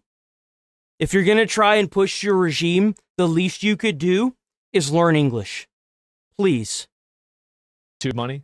people, it is not about willingness to leave, it's about feasibility. Another thing people don't realize is how difficult international banking can be. Opening globally usable bank accounts is not always straightforward. Many international financial systems require residency, documentation, or physical presence in a specific country. And for people living This is the reason why a lot of people in like developing countries use crypto.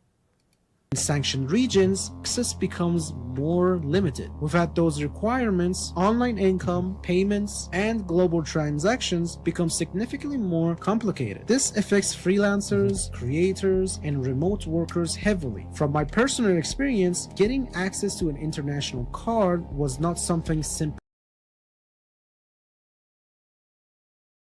We got another one.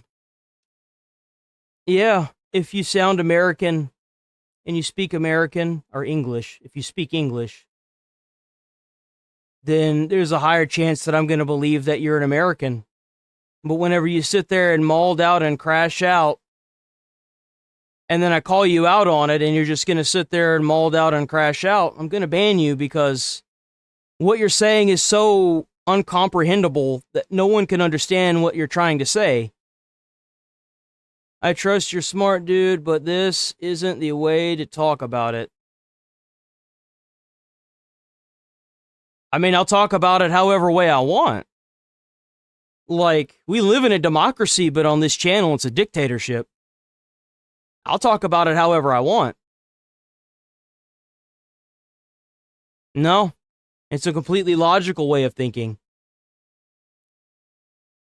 It is.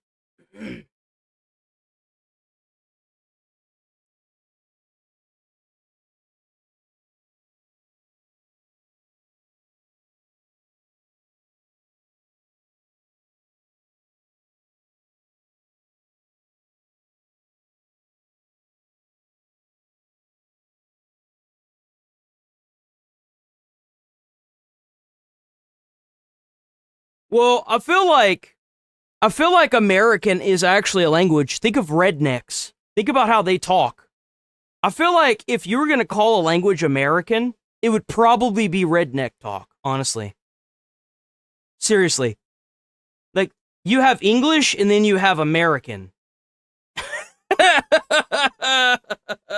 At all. It often involved relying on trusted people abroad, third-party services, or complex processes. And I bet there's probably a legal gray area of operating a bank account that's not yours in Iran. There could be like please hit the like button on the stream, the video, the stream that you're watching right now. Hit the sub button. We're here Monday through Friday, 8 a.m. to 11:30 a.m. We might be going a little bit later, depends on how things go. I've really been thinking about it. I've even thought about doing some weekend streams, but I'm gonna get Crimson Desert first and figure out if I want to do that or not. But yeah, I noticed that on Mondays my stream count just, and I'm just like, God damn! Like my viewership, like taking the 2 days off just tanks my viewership, and I'm like, do I really want to keep doing this, or should I just work through the weekend? I don't know. But yeah, sub to the channel, like the channel. We also have a membership with exclusive emotes. Check it out. Hitting, like, just showing up and watching is definitely more than enough. But if you guys want to hit that membership up, we have donations. We got all that good stuff. Got all of it, boys. Could be like TOS violations that could create. They could maybe cancel your account and like freeze your funds. Or there could also be like legal ramifications inside of Iran too. Make basic global platform work. For example, my girlfriend, she made an international bank account for me under her name in India. And even then, there is extra cost and uncertainty and a lot of trial and error involved. So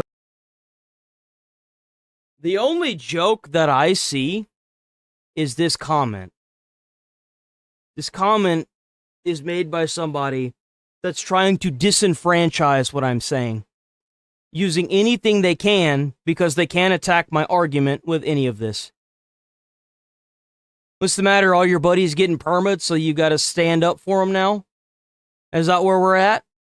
We're just going to sit here and say whatever we can because we can't attack the argument that's going on right now? We just got to attack the person who's bringing the argument to the table. You see, this is the kind of rhetoric and shit that led to the death of Charlie Kirk, is that it starts simple like this. and then it works its way up to being shot in the neck because you could never come to the table and fight the argument, so you got to try and shadow box with fate itself, you know? Whenever you build your argument on false principles and fake foundations, that's cracked. Your house is never going to be worth a shit. Maybe you should use this as a chance to, you know, soul search. When people ask, why don't you ask yourself why you believe what you're saying. And if it's the benefit of you, then by all means keep saying it. I can't promise that you're going to be around the channel very long, but think about why you're asking, why you're saying the things that you're saying. 9 times out of 10, it's because it benefits you in some way, whether you'd be part of the regime or you have family members that are baby birding and spoon feeding you this fucking information that's clearly wrong. Either way. Open a global bank account, the reality is it is not as easy as it sounds, depending on where you live. And here's something many people find surprising. If you bring a phone from abroad, it often requires official registration to fully function with local mobile networks. That registration can significantly... Oh, I wonder what that means. Oh, jeez, guys. Why would they want you to do that? It's a mystery. God damn, look at the price of that, bro. Cost of the device itself. Sometimes making the final price much... Let that sink in how much fucking money, like how saturated their money is, how inflated their paper money is.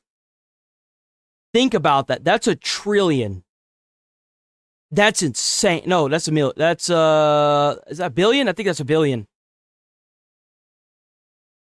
Yeah, that's $1 billion. The 3 extra zeros. That's crazy. I don't see that number too often, so I'm like, higher than the original retail price. So even owning $1,100 can involve extra financial steps that people outside rarely think about. Jesus. Another unique system involves imported vehicles. Some foreign cars operate under temporary plates known as Gozar Muwaqqat, which roughly a world where death for the sake of what?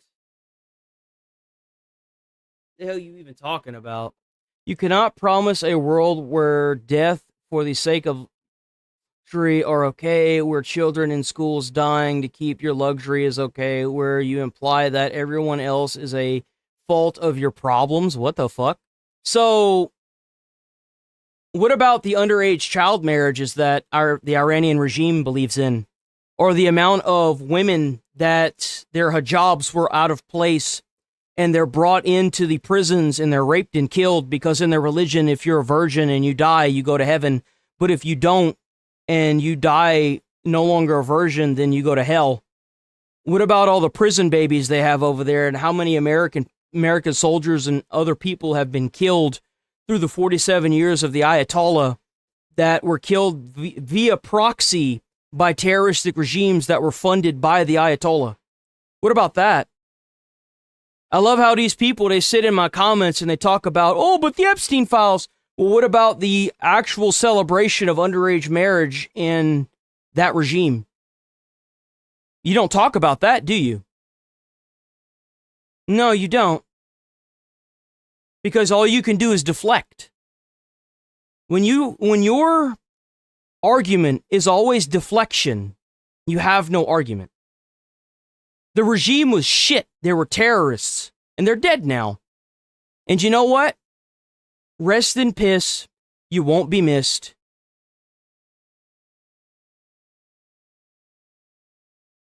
Translates to temporarily transit permission. These vehicles are not treated the same as the fully registered domestic ones. There can be usage limitations, additional costs, and regularly conditions involved. So owning certain imported cars is very different compared to the other countries. Why? So if you get in a car accident, good luck trying to repair stupid. it. Since many car brands do not operate in Iran, and luxury car parts are Yo! rare and close W.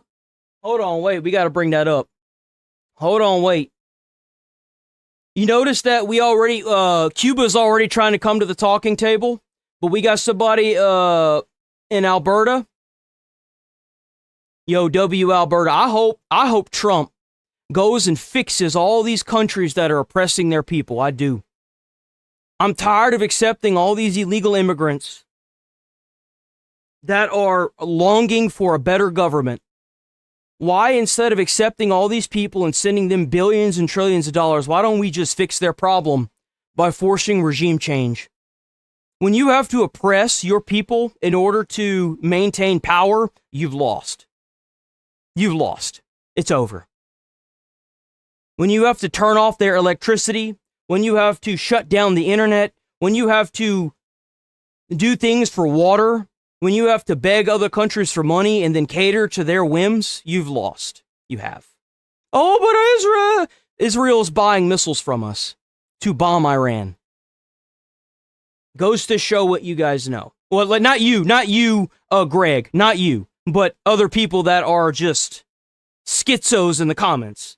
Obviously not you, but other people.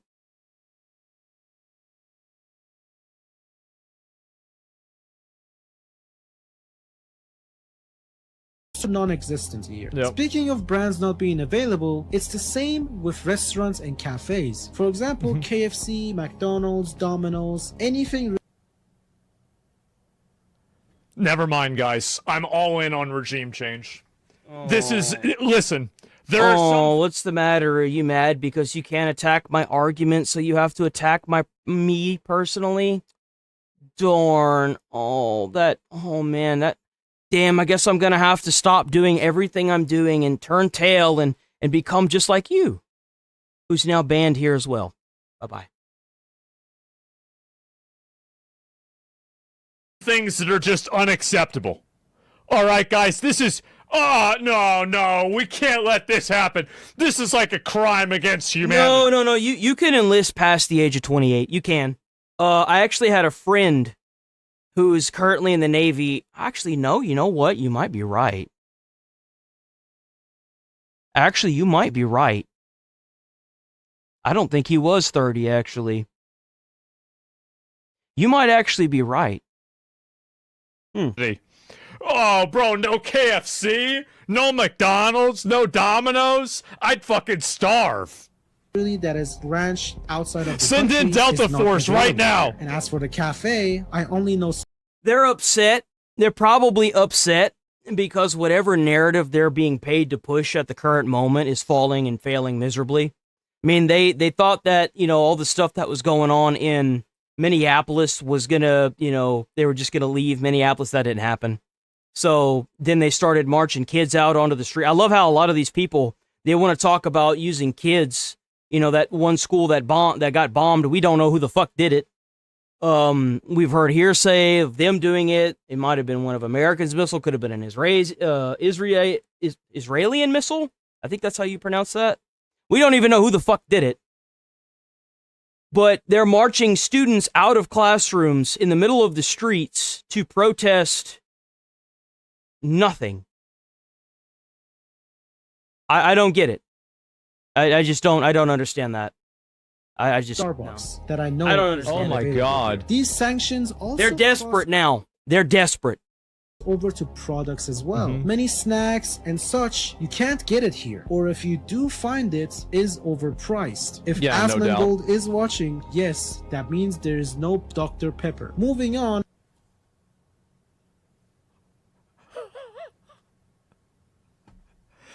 That sucks so much dick. Wow. Even That's a awful. simple digital purchase like gift cards can become more expensive than their face value. No. You see, that's where you're wrong, because Trump made a press conference and said that Patriot missiles are one of the most used missiles in any military. I love how just because the missile's named Patriot, that it just automatically, somehow, magically ties back to America. And you know what? If a school building was struck by a missile, why the fuck was the school building so close to a military base? Why was it so close to a military base? I've heard that it was shot up into the air and that it landed back down on the school. That's what I've heard. It was shot from that military base, an Iranian military base, and it fell right on the school. That's what I've heard. Patriot missiles are one of the most used missiles in the world when it comes to strikes like that. Because they are often Trump even said that they have Patriot missiles, like Iranians, like actually, let me rephrase that. The IRGC. How dare I compare them to being the same thing? Fucking disgraceful. Sold through intermediaries, a $10 gift card may cost noticeably more due to exchange rates and service fees and seller profit. So it's about $11. margins. So, okay, but if you have a school on a military base, you don't find that as an issue. It's that same thing that happened with, like, why would you put a school on top of a military base? Why would you mow down 32,000 people whenever they're protesting? Why would you immediately strike other countries that were neutral with you the minute you got struck and taken out? It's because you're a fucking terrorist. That's why. You're using human shields. Why would you go into a parade and talk to press and then celebrate whenever you knew that you weren't going to get struck in that parade? Like we watched in that video earlier this morning. It's because you're a fucking terrorist. You know that we're not willing to strike certain targets.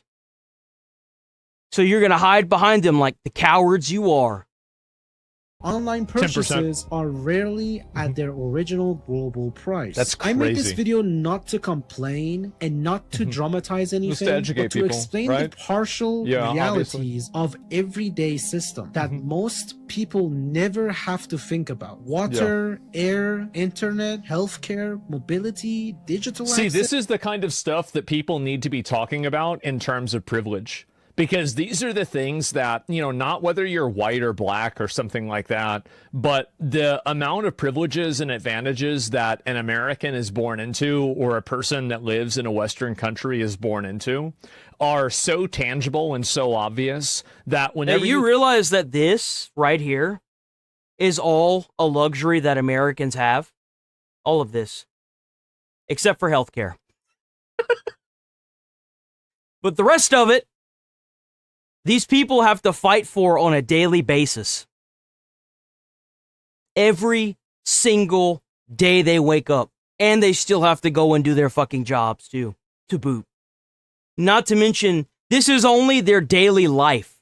Just imagine the amount of pressure that regime puts on them constantly. If you don't have your beard to a certain length, if you don't have your clothing on a certain way, your hijab, you get arrested. If you're out past curfew, you could be killed. You could be executed on your own street corner. Keep that in mind. The daily life for these people is hell. Big surprise, they want it to be over with. compare it to a person that's born inside of Serbia, right? Or and even Iran, right? I mean, and these aren't even the worst countries. Like, there are many countries that are a lot worse than that. Privilege does exist, but I think that the way that it's manifested inside of like Western culture is just used as effectively a vehicle to hate white people or hate men. But the truth is that privilege is very real. And I think that whenever you hear about people talk about their day-to-day lives in these other countries, it becomes manifestly obvious that we live an incredibly privileged existence.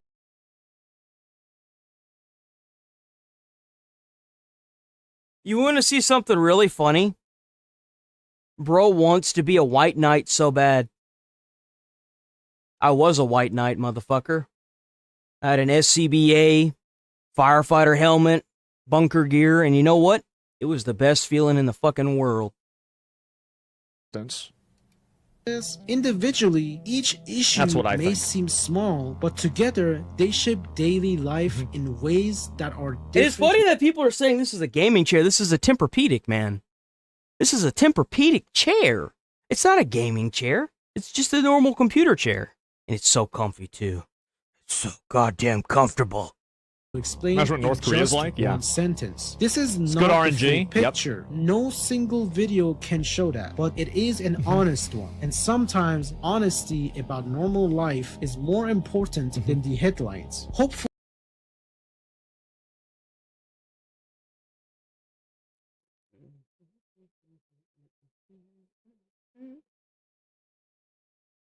If you don't want to catch a cold, stop sticking your fingers, which is things on your body. It knows what the fuck. I'm just gonna ban you. I mean, it's normal if your nose itches, man. Wait time sucks, I bet. Oh, I am comfy. Everyone tries to attack my peak everyone tries to attack my peak coziness and my comfiness because they can't attack my argument, damn it. I'm hoping that one of you people that I pull up is going to have a counter argument that isn't going to fall through, but hopefully this will be the last type of video I make in regards of what is going on. Yeah, W viewer, by the way. That was a real Iranian. He still is. He's currently dealing with everything while he's still there. So he's still in Iran. Just last week we watched that athlete break down over the death of her father and not being able to see it in Iran. See our father in Iran.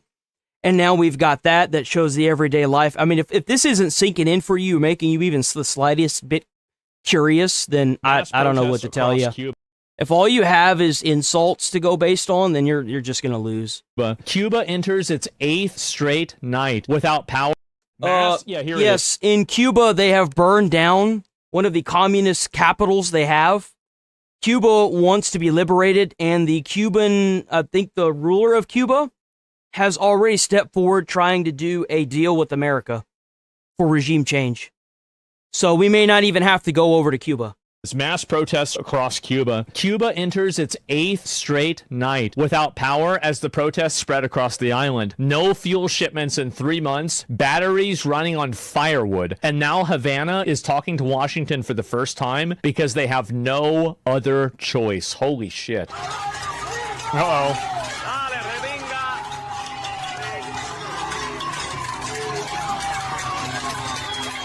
How's he on a bike? Well, probably because there's not as much fuel it requires. Holy shit. The brave people of Cuba. Hell no, I wouldn't want to hang out with Asmongold. I don't want to hang out with nobody, man. I want to sit in my fucking chair and stream. That's what the fuck I want to do. I'd probably, video chat with Asmon, but I don't want to go to his fucking house. I want to do shit with anybody. I want to do my own thing. Have just taken over the headquarters of the Communist Party. These rebels set fire to the building, setting the Communist building on fire.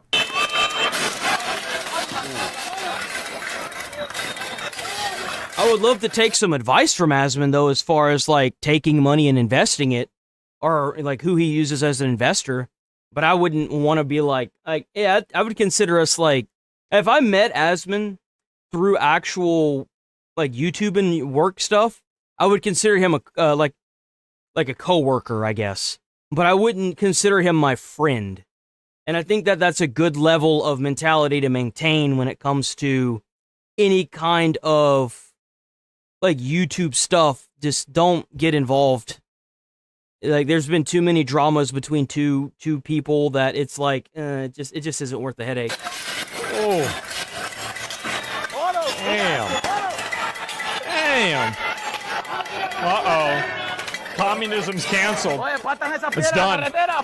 Basically, Cuba, after seeing Iran, after seeing Venezuela, I think the guy from Cuba is okay, I'm going to call you. I see where things are going here. Cuba's president confirms the communist government has begun negotiations with Trump. They are You see, what's crazy is that no matter how much propaganda you try to push, when these countries see what happened with Venezuela, then they see what would have happened with Iran, with the IRGC, these countries aren't even going to have any pushback. Because, you realize that the United States government is killing these people in Iran, the IRGC members, and they're posting on the presidential, it was True Blue or Blue True or some bullshit, whatever, or Truth Social or whatever that's called. they're posting memes making fun of these people dying.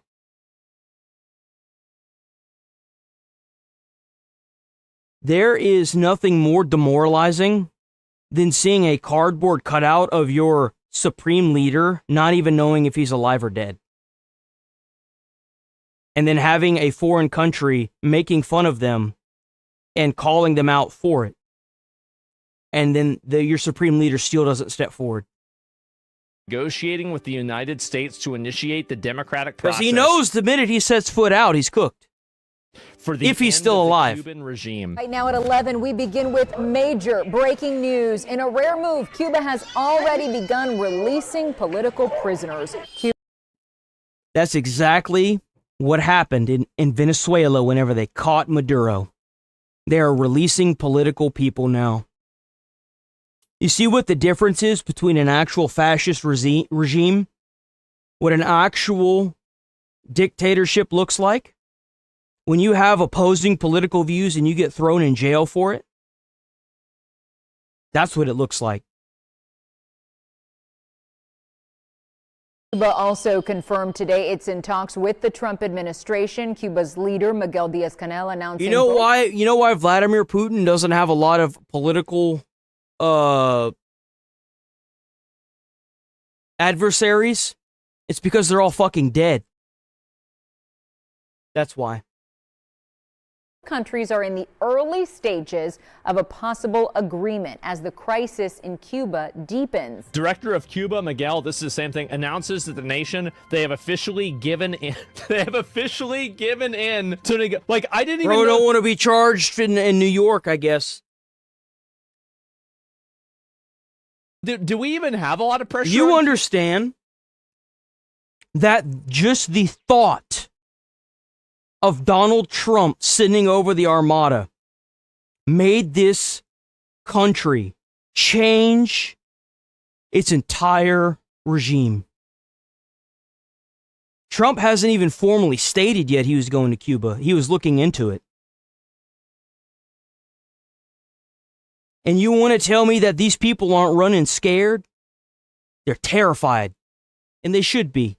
Stop fucking around with America. But yet, yeah, they're already caving. Oh my God, this is amazing. We had pressure. The lack of oil from Iran and Venezuela made their country have no energy. Combine that with lack of food from Russia due to the Ukraine war, and you get the fall of Cuba. Thank God. I mean, that's an amazing thing. I mean, this is like millions of people that are going to be liberated from, another communist shithole regime. Don't tell me what Asman is saying.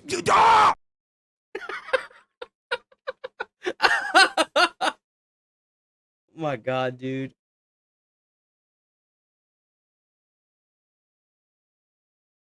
Oh, so everyone has been saying that, oh my God, what is this guy's name? I had his name and I was like, I need to find this video.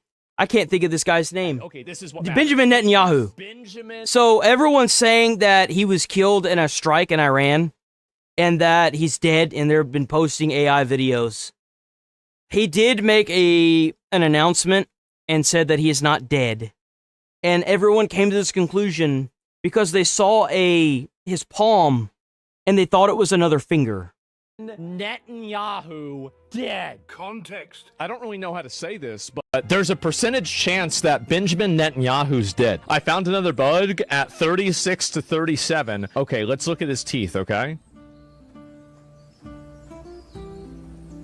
Okay. That's... I mean, I'm going insane with hundreds of people on Twitter who can't count to 5. Like, what the fuck? And so, who is this, and why does he have 6 fingers?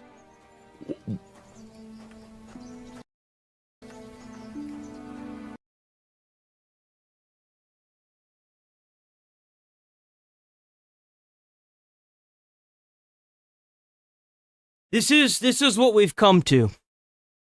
This is what we've come to, boys. They're trying to say that this is a 6th finger right here, this crease. This is what we've come to. We're getting fooled. We've been fooled by AI videos, and now we're getting fooled by just random pictures. This is where we're at now. This is where we're at. 1, 2, 3, 4, 5. 1, 2, 3, 4, 5. Guys, what's going on? Are you blind? What do you mean, am I blind? That's his palm. But remember, you need to read a book. We need to read books. Books. Because, clearly my critical thinking skills are altered, so I need to read a book. I don't know how a fucking book's gonna make me look at this any differently. I know, guys. What is the probability that Netanyahu died? Just give a percentage, no explanations. 0%. Grok, is this AI? They got the #1 guy in Israel. Why did you delete this? So it was actually deleted earlier today. Rumors circulating on social media. Maybe you should stop reading books, because I don't think that if you sit there and read a bunch of stuff, if you're starting to see fingers that aren't there, maybe you should stop reading. Maybe you should just stop. Prime Minister Benjamin Netanyahu's status are unconfirmed. We urge citizens to rely on verified updates. There was this movie that I saw. I think it has Adam Sandler in it or somebody, but apparently he ends up in an insane asylum, and one of the guys that's a super heavy creator. He made like billions on like inventions or whatever, right? And the guy picks up the main character's hand and he's like, "How many fingers do you see?" And he says 5. And he's like, "Nope, not this one." And then later on in the movie, the main character asks the guy, this was part of a short, so I don't know what the movie's about, I don't know what it's about at all. The main character asks the guy, "How many fingers are there?" And then the guy picks up his hand, the main character's hand, and says, "Look, how many do you see?" And then he sees the fingers appear in between. That's where we're at. We're so schizo, we're just passing it along like it's a disease. Okay? That's where we're at now. Efforts are underway to establish contact just in. Israeli Prime Minister. Proof of life after people theorized that he was dead. True. So look at that coffee. I want y'all to keep in mind the coffee and the nose. See that?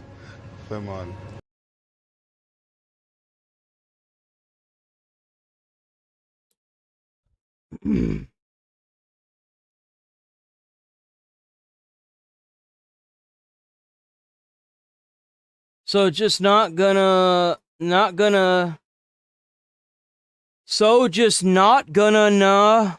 elaborate on the comments you're making.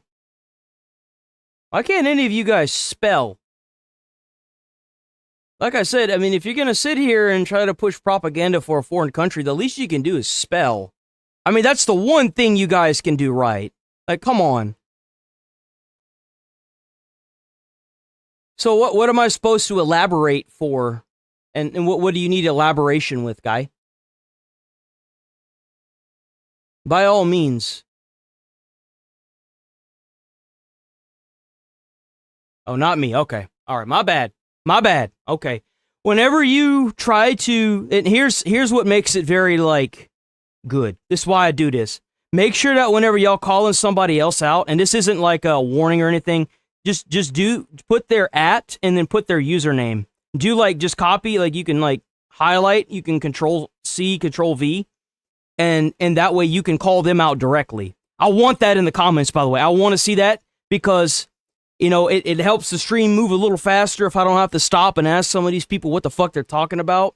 Not like you, but like other people that have the dumb comments that are trying to be like, So if you put the @ in their username and then you ask them a question about their comment, it's a great way to kick up conversation in the comments. I absolutely 100% recommend that. Question these people, ask them questions, ask them where they're getting this, their information from. I want that because in the instance of Charlie Kirk, no one can be harmed here. And if they say something stupid, I can catch them and just perma them. So I absolutely recommend calling people out in the comments. Call them out, ask them questions. Where are they getting the information from? How'd you come to this conclusion? Who told you that? Absolutely go wild in the comments, guys. Y'all ask each other questions. This is a place to talk, but if you're just going to be a dumbass, you're probably going to get banned. If you're sitting here calling people names, you're probably going to get banned. Regardless of who it's to or from. Do as I say, don't do as I do. So, I'm going to call them stupid, but don't call them a name because it makes it a little harder to figure out where the conversation started. So, by all means ask people, like, chit-chat in the chats. You better listen. This is the President of the United States of America. So this video, to prove that he was alive, is fake. This video is also AI pointing at the coffee not spilling, lifts the coffee cup. Not a single drop of coffee spills from the cup. Later, takes a... It's called surface tension. It's been in science for, like, ever. It's called surface tension. And you have to keep in mind that this probably isn't the coffee. This is probably foam. It's probably foam from the coffee. Big sip. The coffee cup is still full to the brim. This is more AI than the 6-finger video. Oh my God. This is not Netanyahu. Again, this is what we've come to, boys. 22,000. You know, low-key, he kind of looks like Jeff Bezos. If Jeff Bezos wasn't bald, I feel like he'd look like this. Excuse me. 24,000 likes. BB deepfake fail. Wait a second. Uh-oh. Wait, what's this? My camera's in the way, so I gotta lean over. Like, it just cut. You just cut... You cut it. Now, I do have very bad news. There have now been second, third, and fourth AI pictures generated that further corroborate the lie that Benjamin Netanyahu is still alive. There's another image of him again with Bro, they can't bomb this poor man, so they're gonna sit here and make AI videos. They can't bomb the USS Abraham Lincoln, so they're gonna make AI videos. When does it end? When does it end? Seriously, when does it end? the nose, it's a little bit different. Uh-oh. And then you see him again. I miss Asmon Dad too. I miss him too. I miss whenever he would just roll up in the middle of a stream or call and start harassing Asmon. Dude, that shit was so funny. Bro would be like, well, if you let me go in there and kill, and he's just like, Dad. Yo, that shit used to make me crack up.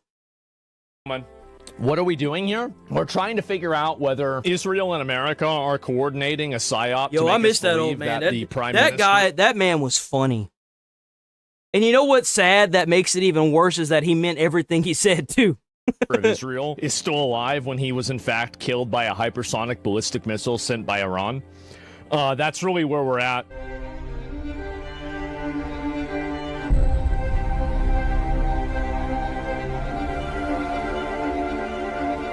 Good lord, guys.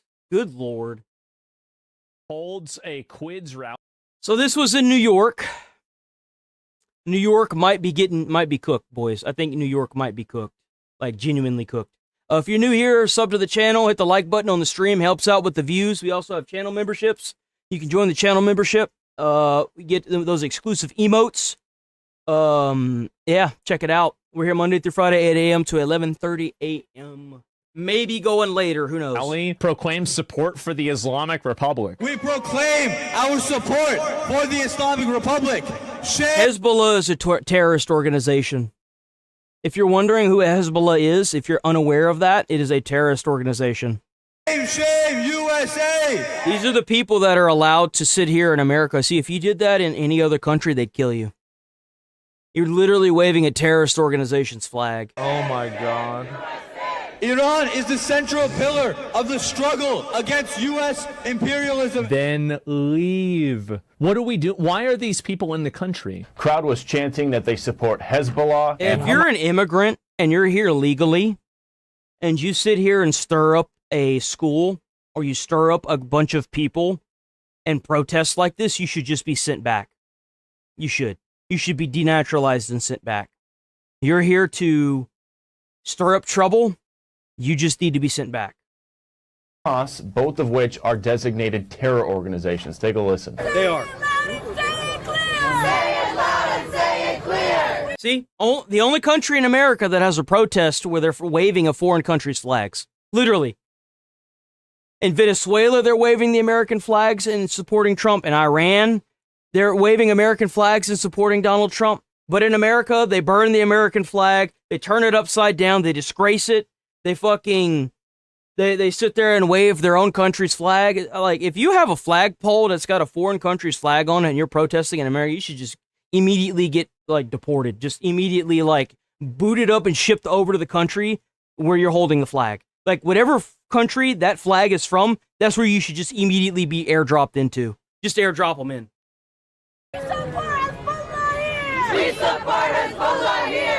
So that way they can get a taste of what they're advocating for. Is this not just an automatic deportation for everybody? First Amendment doesn't count for terrorism. Think about it. Just take a step back and think about it. Think about how retarded it is that we're sitting here listening to these people. Yeah. No, they're waving terrorist flags on American soil. Think about how many Americans those fuckers killed. Think about how many people died to that organization. What the hell are we doing?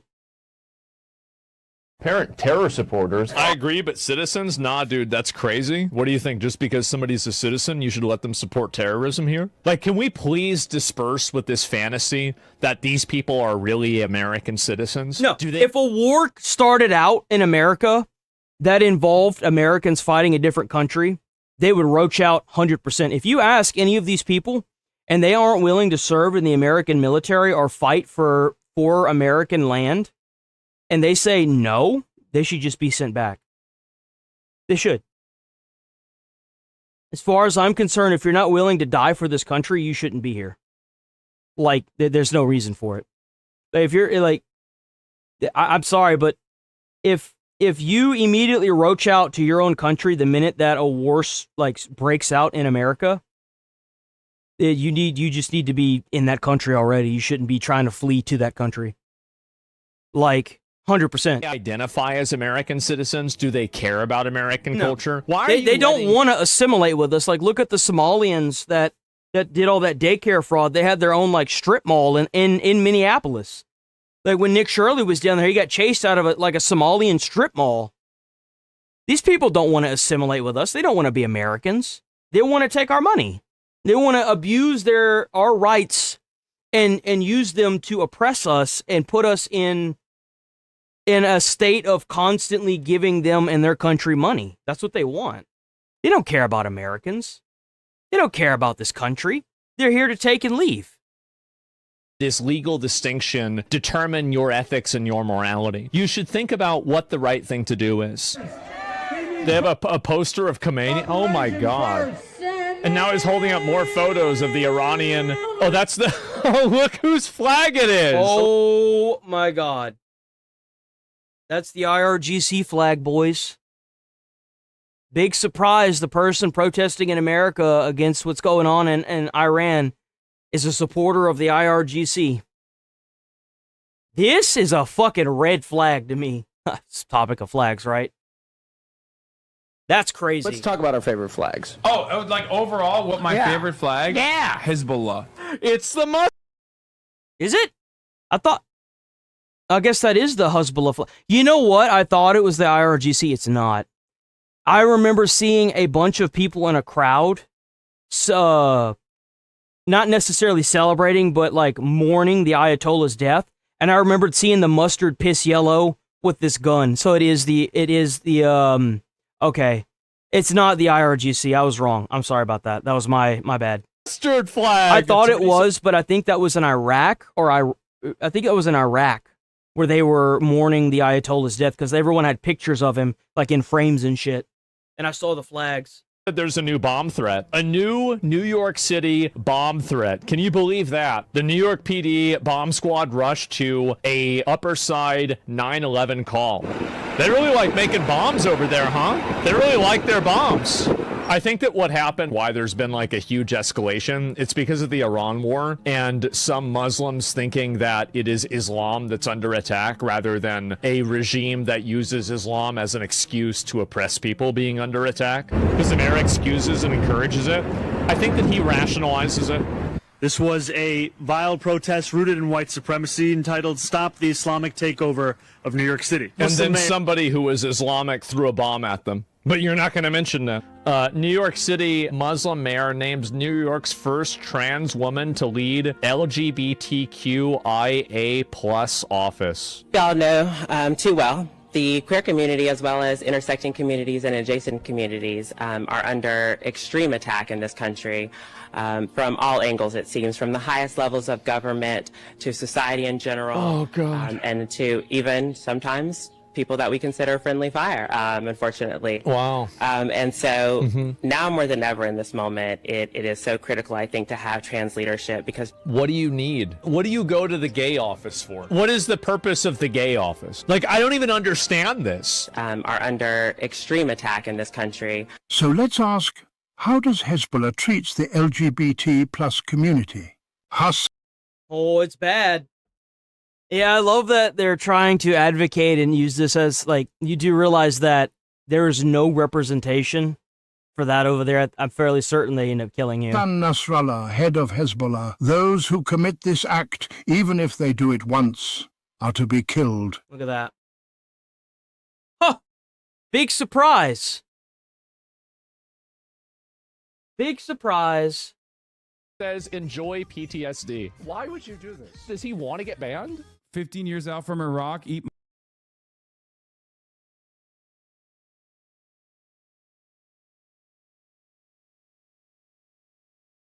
Oh, I'm not going anywhere. I love seeing it. I love seeing people crash out in malls because they can't do anything. What's the matter? You lost Minneapolis and now you lose it in the comments of some fucking YouTuber in the back ass end of the internet? Damn, must suck to be you. Trying everything you can to pull people to your cause, huh? My balls? Do you even have your balls remaining? Or did a fucking IED explode them for you, dumbass? Shut the fuck up. Oh, Hassan's getting... I think he got suspended for this. He told a veteran to enjoy his PTSD on stream. So I'm fairly certain... Because Frogan got suspended for the same thing. So I'm fairly certain Hassan got suspended for this. About Islam. You are... Hassan says enjoy PTSD. Why would you do this? Does he want to get banned? 15 years out from Iraq, eat my balls? Do you even have your balls remaining? Or did a fucking IED explode them for you, dumbass? Shut the fuck up talking about Islam. You are an infinitely bigger terrorist than any random Muslim ever could be. Shut your bitch ass up. Do we want to look at the terrorist attacks that have happened in Europe and America? We don't want to take that to the bank, do we? We don't want to look this up. Let's just take his word for it. Yeah. Go enjoy your PTSD, asshole. Fuck you. Why would you And because he said that... Yep. This. You knew Frogan got in trouble for that. Why would you say this? I have no pity. It has something to do with Twitch cracking. Like, it's been around for a little bit now. There were people spreading a lot of hate towards American veterans, and Twitch cracked down on it hardcore. Thank God, because it's awful. And ever since then, Frogan got suspended, and now Hassan is... I don't know if he got suspended or if he's in the makings of being suspended, but he should be suspended for this. For any soldiers, I hope you get PTSD. And that's what got him. That's what got her suspended. I think she got suspended for a week. My oats. Who's to say he had PTSD either? How much do you want to bet he's gonna be banned on Sunday again? I don't know, man. Shut your bitch ass. It's obvious that Islam has a problem with terrorism. Who am I getting this information from?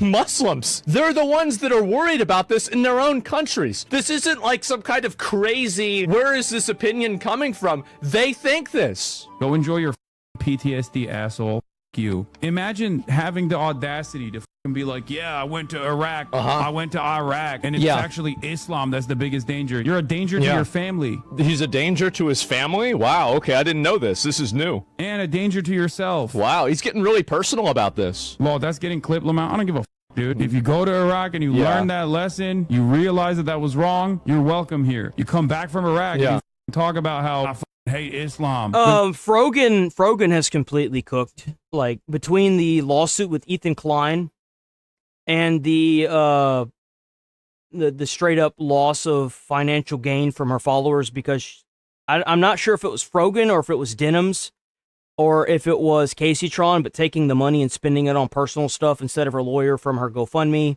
It's just kind of cooked that branch of people. Like, all three of those women have completely cooked themselves. They're not going to admit it. Well, one of them did.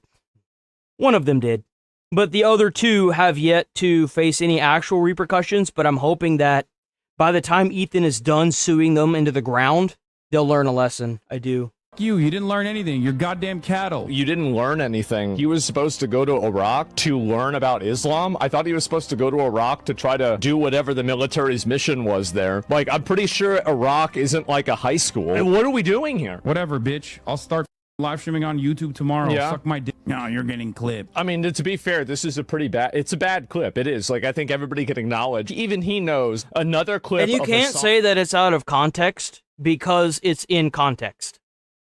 That it is in context. Of another streamer on Twitch wishing PTSD on another The American unfortunate thing is because of how many viewers Hassan takes in on a daily basis, there's a good chance he's not going to face any repercussion from it, although I think he might have gotten suspended. Let me double check. The same people like Asmongold who So it is me. It is all about me, as usual. Okay, so yeah, I care about veterans. Of course I care about veterans. That's why I don't want to have our money go to Somalians, is so it can go to veterans. Really? That's what we're doing? Yeah. If Twitch can apply this double standard, literally doesn't say a single damn thing about that, but then turns around and tries to ban me for this shit? Fuck this. So he's preemptively getting mad at something that hasn't even happened. He's like pre-malding.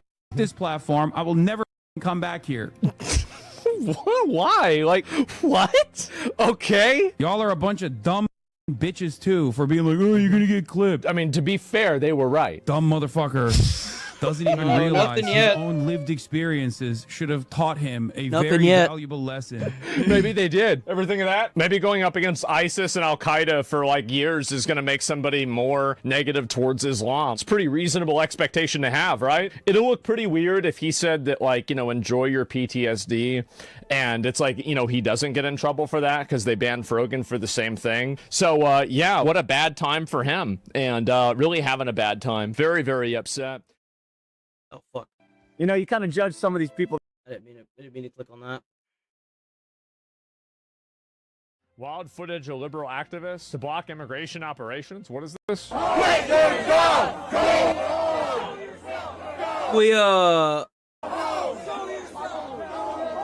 Damn, they've really crashed out hard, huh? Like, are you done? This is embarrassing. Like, there's only, what, 10,000 of you? How much? 330 million? At least he doesn't look like that. What the fuck? Tell me you're a Nepo baby without telling me you're a Nepo baby. I don't know any job in America that would take this lady in. Man, even at Walmart, in order to, like, maintain that job, they're like, you get write-ups if you don't cover up tattoos. Like, how the fuck? That's crazy. Man, we really got to get the orcs out of the Shire. This is a huge problem. Oh shit. Go home. Go home to your... Yeah, he's a Nazi because he's not seeing your point of view. How dare he not see your point of view? How dare he have a different political opinion than yours? Remember, these people don't want to... They're not in a fascist regime. They want to become the fascist regime. They want to oppress you. They don't want to be oppressed. They don't want to take away the oppression. They want to be the oppressors. Ass house and your empty ass bed because the wife you thought loved you left you because you're a piece of shit working for a Nazi as a Nazi. I really hate this. I don't think that people should be able to do this. Like, go up to somebody like this close and start yelling and screaming at them. I don't know why we allow police officers and our law enforcement officers. Well, like, you have to keep in mind that it's nature. So, like, in nature, whenever you see a poison frog or like, you know, for example, something that's like poisonous, you'll see like vibrant colors. It's a sign to not eat me, right? It's their DNA that has accepted the fact that they're such a toxic individual that they have to follow the fundamentals of nature. So their DNA has altered in such a way where they have to color their hair very vibrant colors as a show. It's like a natural thing to show that they're toxic. So that's how anytime you try to date somebody that has vibrant hair, just leave. Just leave. If your hair looks anything like this or has any one of these individual colors that isn't this black, that's a sign of toxicity. And in nature, everyone knows that vibrant, bright things are very toxic. So don't ever date somebody like this. officers to be disrespected by these And anyone you're dating that says that they want to get their hair dyed pink and you've already moved in with them, I'm sorry, but you've become a simp if you stay with them. And you've been lost to mankind and humanity as we know it. You are pathetic. See, this is what I think they should just run them over. I do. Yeah, in my look here. I got a video for this. I got a video just for this. I know exactly what to say and what to do whenever I see this. And I believe Texas has the same rules. And that's a good thing, you know? It's a good thing to have these rules because it keeps morons from standing in front of cars and getting themselves run over. You see, if you stand in front of a car, there's a beautiful little sheriff's county down in Florida. It's Polk and it's also Brevard. This is what happens if you do that in Polk and Brevard County. If you resist lawful orders, you're going to jail. Let me be very clear about that. If you block an intersection or a roadway in Brevard County, you are going to jail. If you flee arrest, you're going to go to jail tired because we are going to run you down and put you in jail.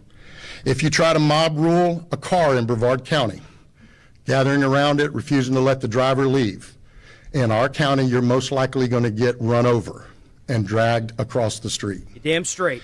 If you spit on us, you're going to the hospital and in jail. Yep. If you hit one of us, you're going to the hospital and jail and most likely get bitten by one of our big, beautiful dogs that we have. You know Kudrow loves his treats, right? Ain't nothing better for a dog's health than biting on stupidity.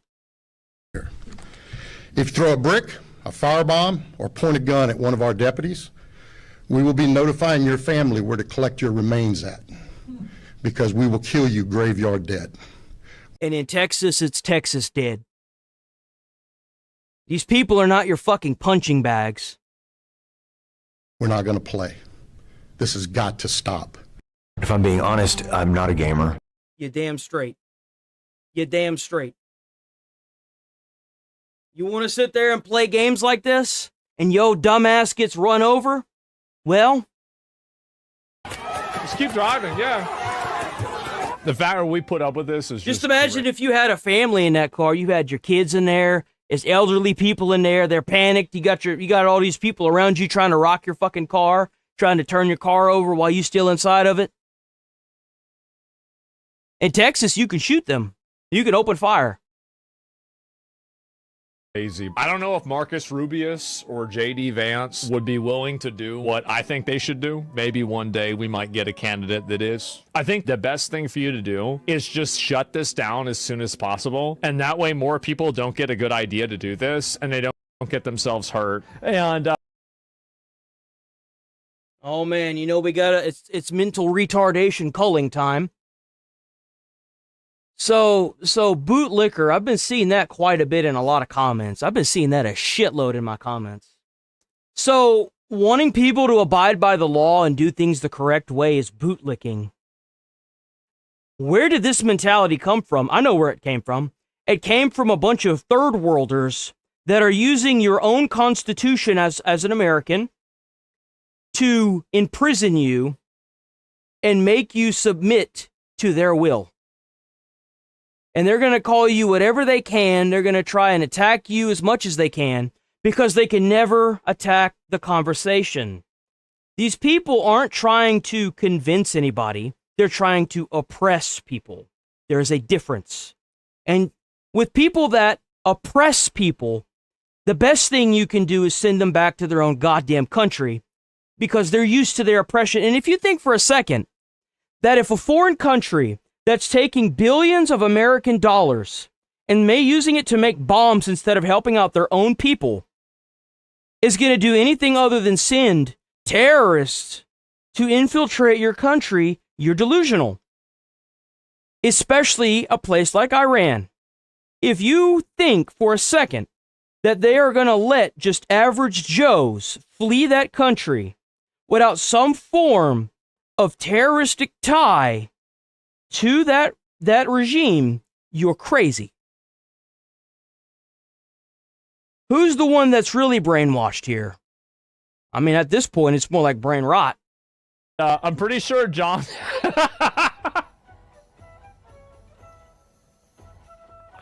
I don't know about that. You are pathetic. And by the way, that's why Trump won the election. Because you're out there harassing people and trying to beat people up and shooting Kirk and shooting all these people. And the silent majority voted against you because they're too scared to stand up to you. Times are changing. And it's a beautiful thing that times are changing, honestly. Now we got a decoy voice video, which is now Decoy. His name has been changed from Decoy Voice to Decoy. W Decoy, by the way. Decoy is a legend, and I absolutely support him for the most part, no matter what. Went from being mildly annoying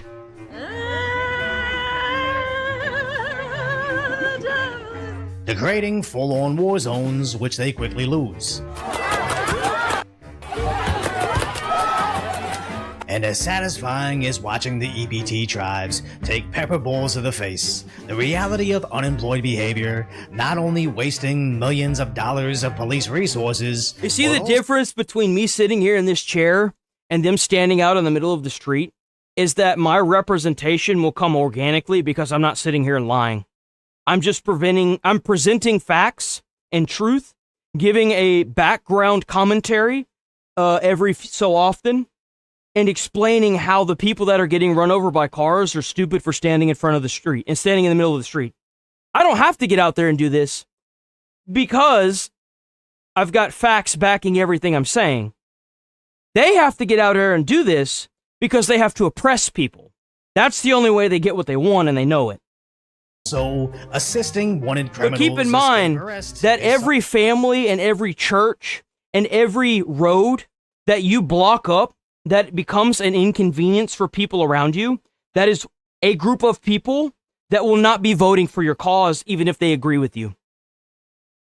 Something that should have ended 9 months ago when these well-funded anti-ICE riots ended in Los Angeles. But since then, over in Vermont, there isn't much left to their resistance. Go home to your empty-ass house and your empty-ass bed because the wife you... Well, you realize that Renee Good, Alex Peretti, Minneapolis, the Somalians, Nick Shirley, Tim Walz, that god-awful fucking mayor, like, they've all led these people to this.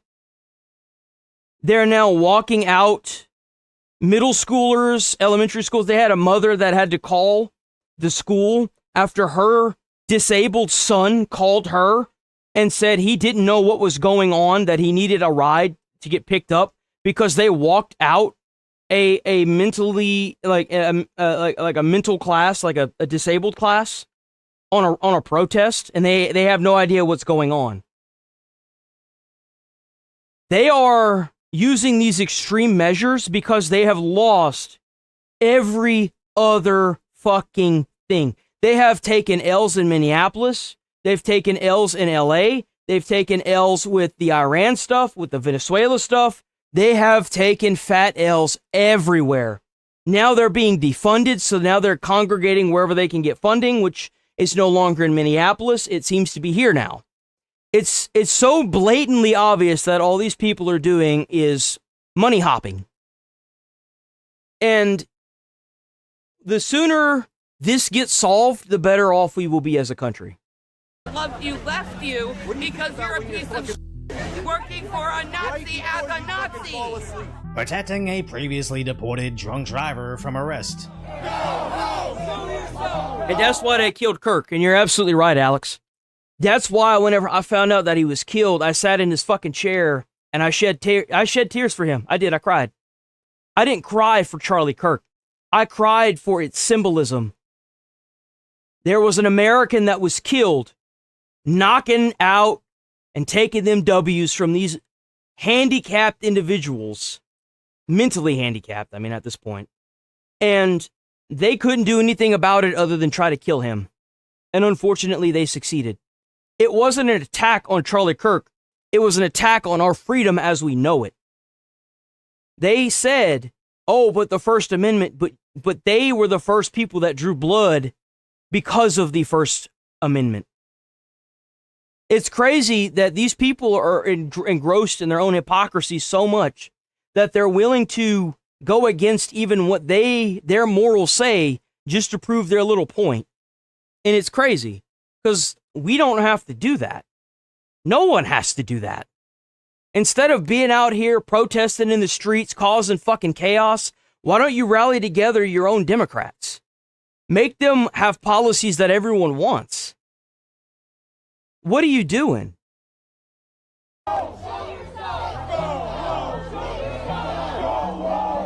Yelling at the feds until the local police had to step in.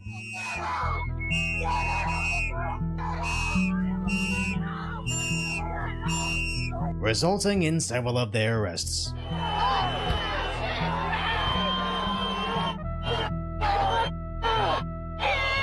Damn, that was the house they were all standing around. Big surprise they still got inside the house. What a joke.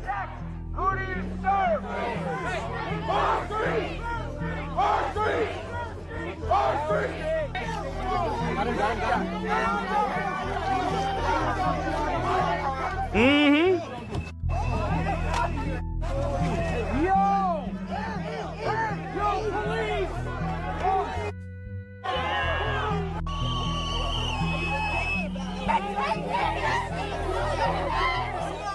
Even going into the evening.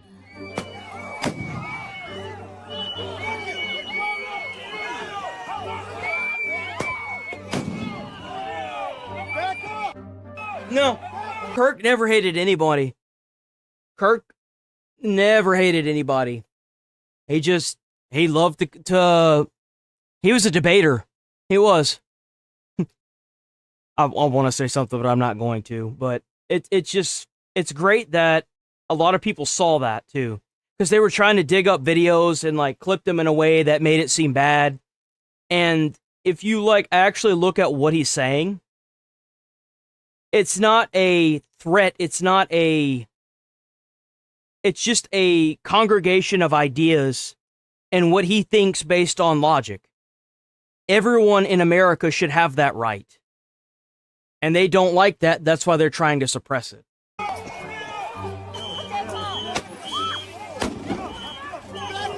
Yeah, he was yes, he was. He was a master, you know.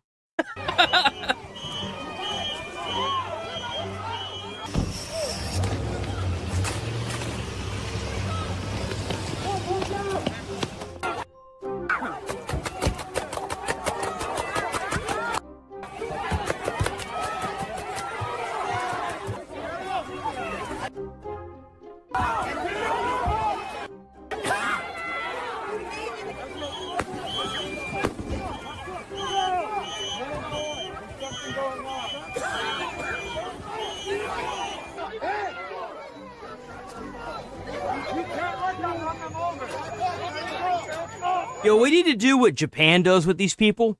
They have like this crazy wrap looking thing that they put these people in, right? And it like it's like a burrito. It's literally like a tortilla. And they set them on there, right? And then they wrap them up and then they get dragged away. It's the funniest shit I've ever seen. That's what they need to do with these people. They need to wrap them up in a burrito and then just like drag them away and put them in jail.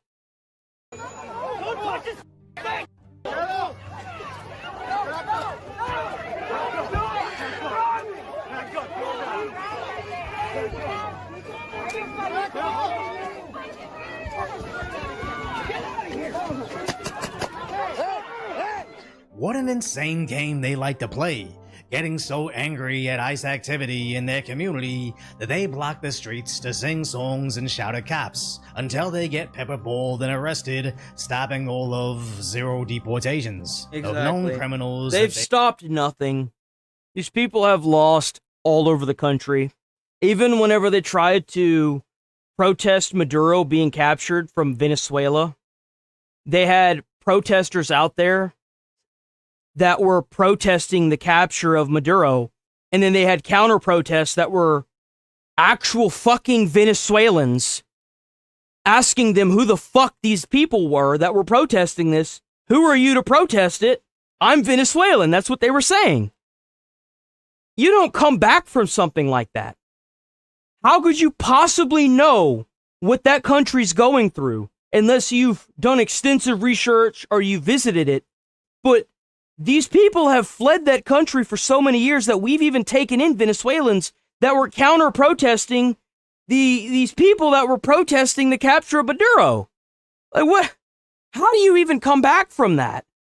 That's pretty damn bad. They admittedly know nothing about, as even their local outlets admit ISIS target is a known menace. But first, let's look at the left's framing of the brutalized protesters trying to stop ICE kidnapping. As nobody is reading this long block of nonsensical text, but their recollection of the event admits ICE arrested a man connected to a car crash, but then went on about the potential of kids being there, as there was a frozen curtain. According to them, crimes committed in the presence of kids' decorations or for some reason protected, not from violent individuals the feds may be looking for, but from the enforcement of our laws. Doesn't matter. Congress has 60 days to give approval to this.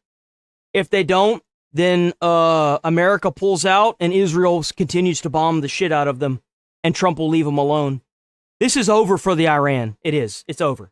Whether they like it or not, it's done.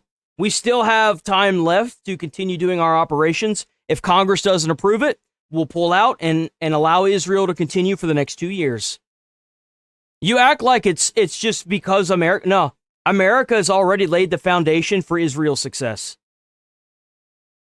It has.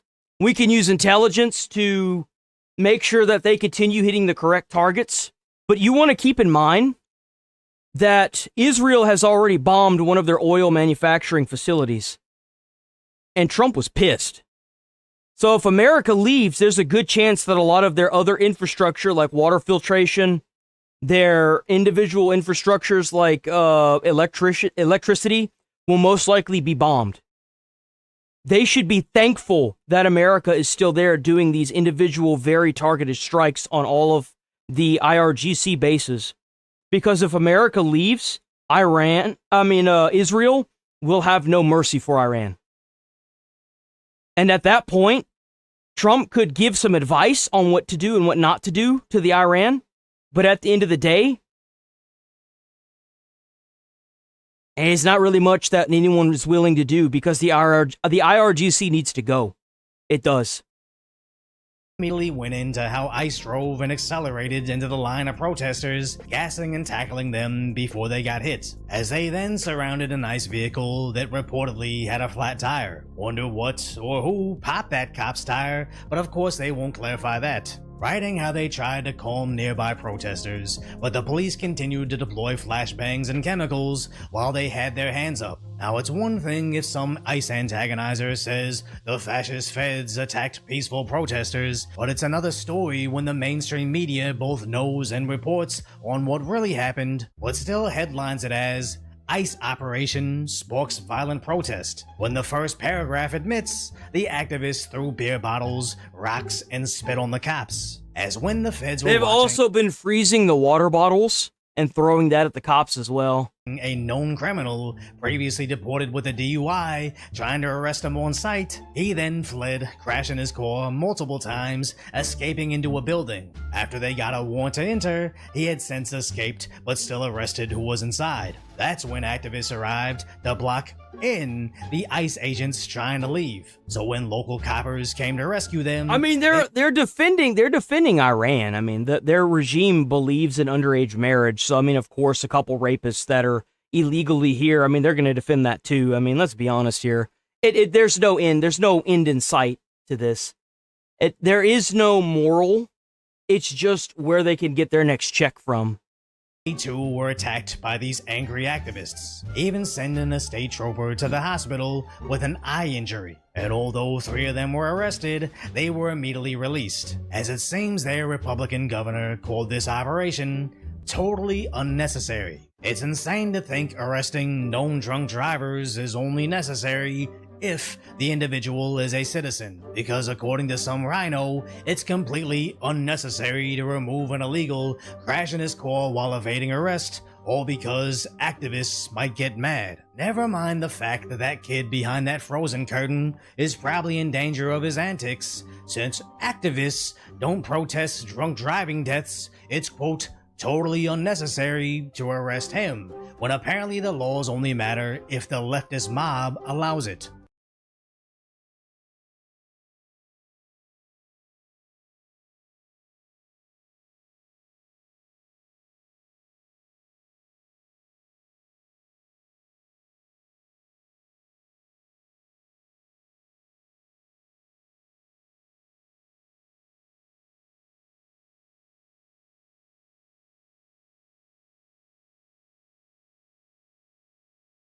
Question the mental capacity of Brown, New York, roll that. I've already seen it. We reacted to it earlier this morning. You missed out. Gaming is always like the first 30 minutes to an hour of the stream. Like we react to gaming stuff like IGN, new game releases, Fleekazoid. Sometimes we have the Critical Drinker in there. We have a little bit of everything. We do IGN trailers and PlayStation trailers, and then we move into the politics stuff.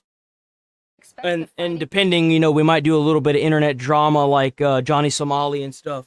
To last at least 3 more weeks. We usually finish up with like a Midwest safety video. I wish that there were more firefighter videos, but every firefighter channel that I found, I always get fucking copyright on, so I'm like, I gave up on it. Ramps up retaliatory strikes on its neighbors in the region. Chief Foreign Correspondent Trey Yanks joins us live from Tel Aviv with the latest. Let's see, where are we at?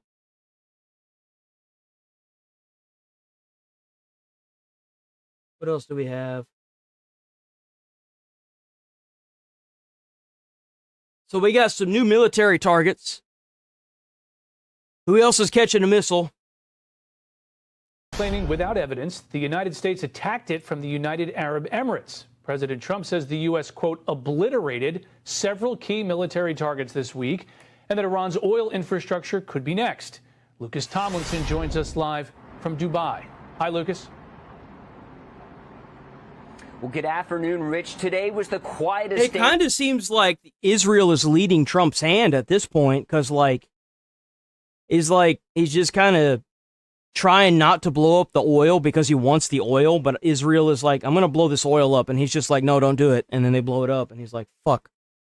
Bastard. In the United Arab Emirates, since this war started, only 4 ballistic missiles and 6 drones fired from Iran. That's a far cry from the more than 1,600 drones and nearly 300 ballistic missiles that Iran has fired here since the start of the war. That's 3 times the amount of projectiles fired here that have been fired at Israel. And Iran's foreign minister claims he's only striking American bases in the region. That's a fucking lie. What about the building in Dubai that you tried to hit with a drone strike? What about that building? Targeting American assets, American installations, American military What bases. about it's like the tallest building in Dubai or some shit like that? Everything belongs to Americans. They, attacked our islands using HIMARS artillery rockets, Well, then maybe you should have came to the table. Trump gave this motherfucker weeks to come to the table and make a deal. And you did what all these other people around the world did, which was call the administration a joke. Well, in the words of our great Department of War leader, you fucked around and you found out. Low-range, rockets, and they used the territory of UAE to attack us. Now, some residents here would like a word with Mr. Arachi, Rich, after hotels and skyscrapers have been hit by drones or falling debris. Now, there are satellite-guided rockets that could reach Iran's Harg Island from U.S. Army HIMARS launchers if needed. That island in the northern Persian Gulf, as we just heard from Mike, is a major choke point for Iran, a strategic target responsible... Nope. We still haven't seen him in the flesh yet.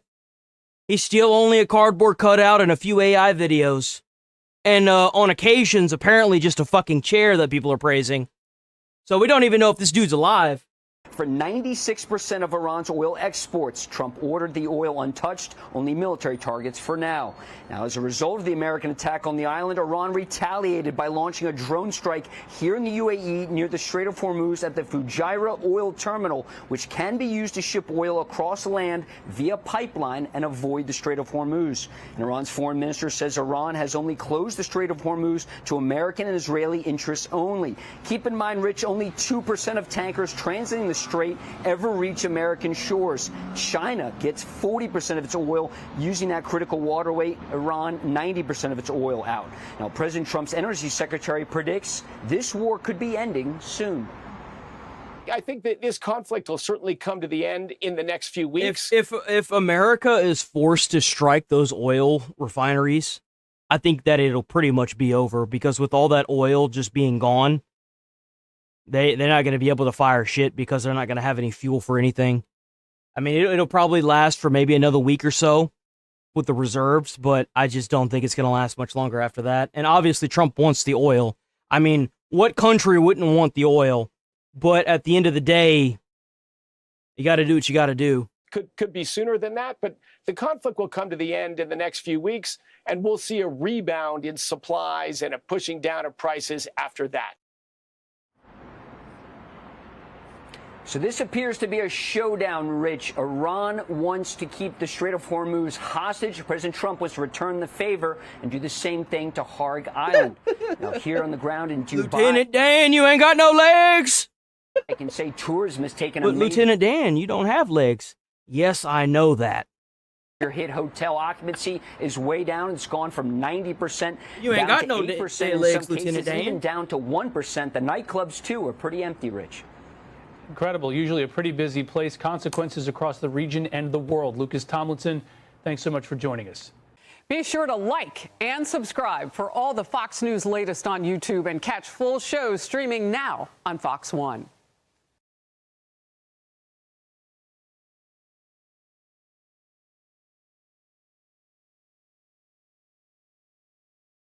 I think this kid's got some mental problems. Well, you do realize that making fun of a disability is kind of fucked up, right? So, let's say I did have some mental problems, would you still make that comment? Because I do. I do, actually.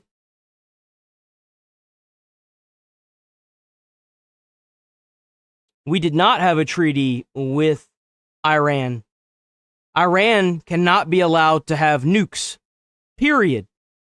Oh, you from multiple streams. Oh, man.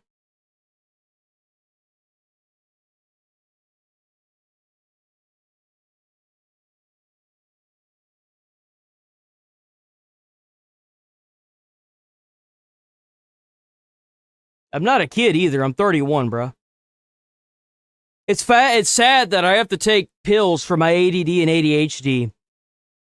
And I still have more mental capacity than somebody who wants to get on and make fun of someone's mental disabilities. Whenever your argument leads you to insulting someone's appearance, insulting someone's mentality, or insulting someone's mental illnesses, or for that matter, disabilities, you've lost your argument. You've alienated any people that you thought that you were going to get on your side, and you've effectively destroyed your own argument even before I had a chance to do it. Be very careful when you go into people's comments in America and you try to make fun of disabled people. Because if you're trying to pull people over to that terroristic regime in Iran, there's a good chance that you're going to lose a lot of people. There's 3 things you don't fuck with in America: religion, disabled people, and veterans. And I would consider a veteran anybody that's under like actual first responder status as well. And old people. I guess technically for old people. Good morning, Trey. Hey, Lawrence, good morning. We've now entered into week 3 of Operation Epic Fury. Do you want to move on from this? Okay. So if you're new here, hit the like video, sub to the channel. You know, we're here Monday through Friday, 8 a.m. to 11:30 a.m. Please stick around. We're always here having fun. If you miss me, the stream will always be up no matter what. We're actually going to move on to this. We're going to go ahead and wind down the stream the way it should be. Last week, I didn't do this. I'm going to start trying to force myself to do it again. Check out Midwest Safety, W Midwest Safety. Hell yeah, Midwest Safety. So, SWAT responds after drug dealer shoots 2 cops. Well, in my honest opinion, if the SWAT has to respond to you killing 2 fucking cops, they should be the judge, the jury, and the executioner. You should not be allowed to coexist in America if you've gone out of your way to kill 2 people. Period. Much less cops.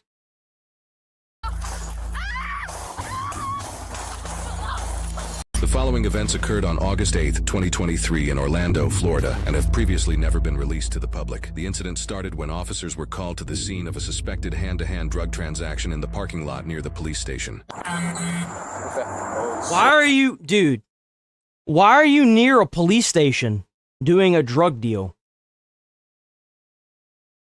Like, we've hit whole new levels of stupidity and brain rot if you're around a police station doing a drug deal. Place your hands behind your back real quick. Just be in the tank. You got any weapons or anything on you? No. Partner, come here.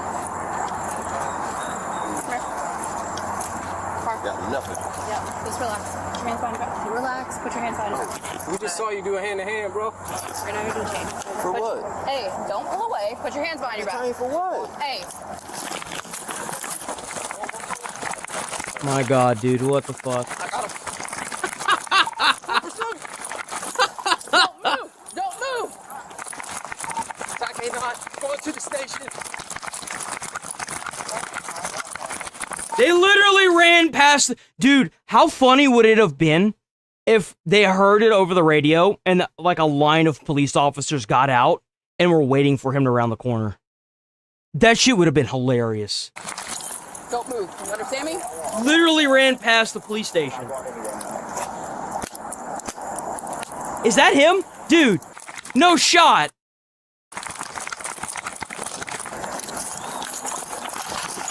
Oh!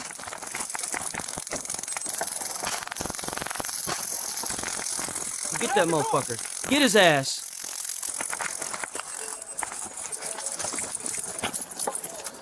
Get out of the car now. I'm coming. No, you're not. Wait, stop reaching. Stop reaching. I'm coming. Get out of the car. Bro, I'm coming. Get out of the car. Bro, I'm coming, bro. I'm chill. And that's why you always get shot when you back there reaching instead of getting out the motherfucking car right there. That's why a lot of people die right there. You have to make that split-second decision on if you gonna kill this motherfucker or not. Because he's reaching, and you trying to get him out of the car, he could be reaching for a gun, and unfortunately, because of how much hesitation we've put on these police officers, there's a chance that one of these two have probably lost their life, if not both. It's disgusting.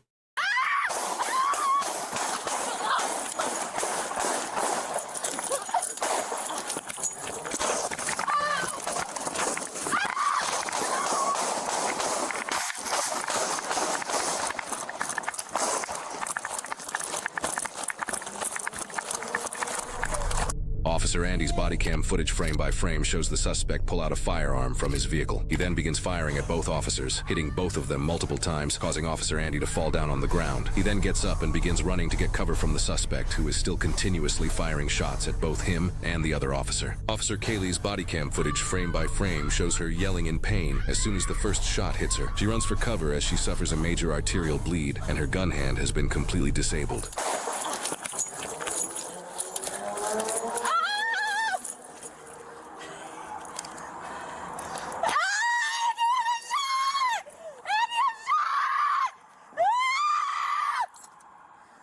Oh, we can't really show that much.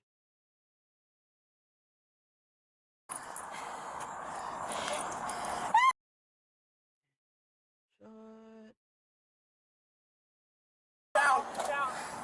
Where are they?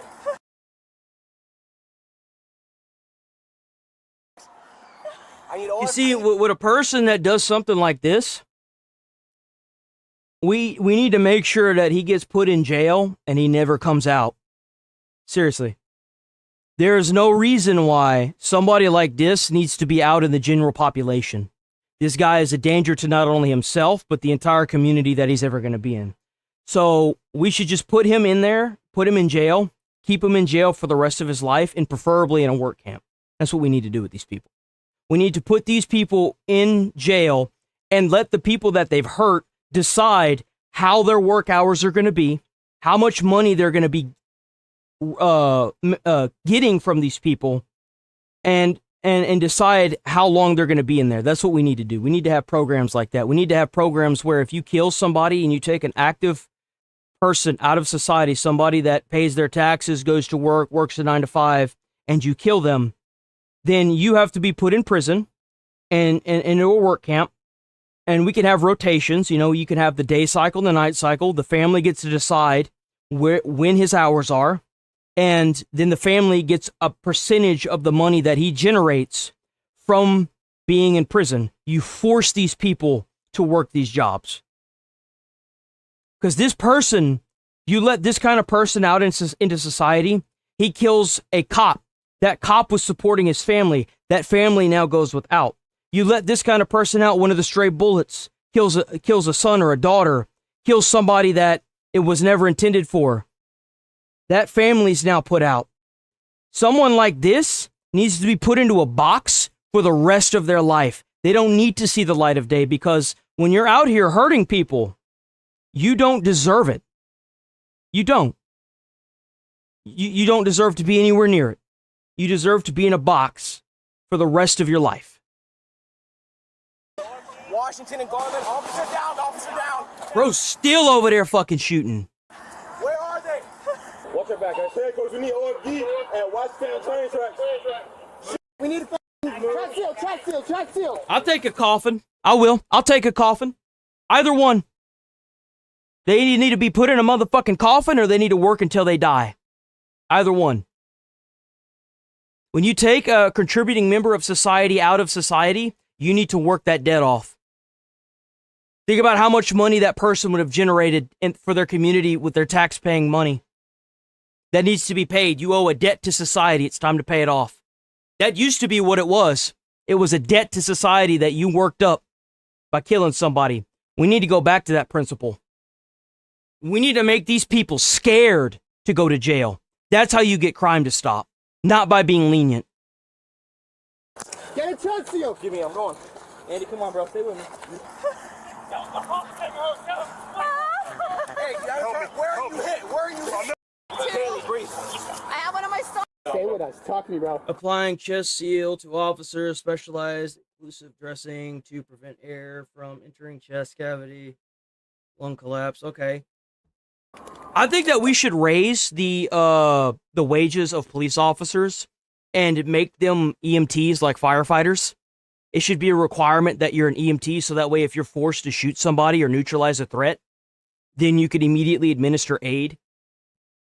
Same thing with if a fellow officer gets shot, you can immediately administer aid. And if you yourself end up getting shot, you know how to immediately split-second reaction start, tying on a tourniquet, how to immediately start packing wounds. It'll increase your survivability by like a high amount. We'll just say that. I think that that's genuinely what needs to happen. They need to give these police officers more money for just being a police officer, and they need to make it mandatory for them to either be EMTs or paramedics and go based on that. And going based on that, you increase their pay even more. Are you hit anywhere else in the chest? Are you hit anywhere else, bro? In your arm? Which arm? Which arm? I'm right here, Eddie. Where you at? Where you at? Give me the wound. Where you go? Right there. Okay. It's on? Yeah, there's another one right here. Okay. Hold on, no, we need to. He's shot right here, too. You're all right. Breathe for me, Kaylee. You're good. Kaylee, I think they should be, too.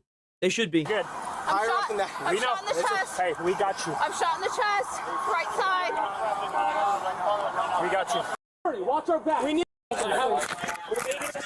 I'm having to skim through a lot of this because it some of this might violate some TOS on Twitch. So that's why I'm kind of skimming through it, There's only so much that I can show because of Twitch. Talk to me, Kaylee. Calm down back here. Okay, talk to me, Kaylee. Hey, everybody calm down. Let's go. Right in your belly. Let's go. Okay, right in your chest. You know what's kind of crazy? I've been to a lot of medical calls. Found a lot of dead people, unfortunately. The difference in the atmosphere between the police and the paramedics that I've worked with and the other firemen that I've worked with, it's completely different. Because if you're trained to be a paramedic or an EMT, a lot of them end up becoming firefighters because of the massive pay they get, right? If they have the physical fitness for it. A lot of them, whenever you're wearing your bunker gear, you can't understand what they're saying. There's no point in trying to talk because you can't verbalize what you're trying to say, typically because you're not going to be heard. Now, there are amplifying devices. I had one on my gear, but for the most part, you don't really talk. It's mostly gestures. So, and whenever I rode around with the ambulance during my college, how quiet it is. I went through one of the shifts and, we barely said anything. Even on the call. Everyone knew what to do, how to do it, and everyone, got to an immediate station if they came across somebody. And you just I hear the police, and I'm like, holy shit, man. How is anyone supposed to get anything done like this?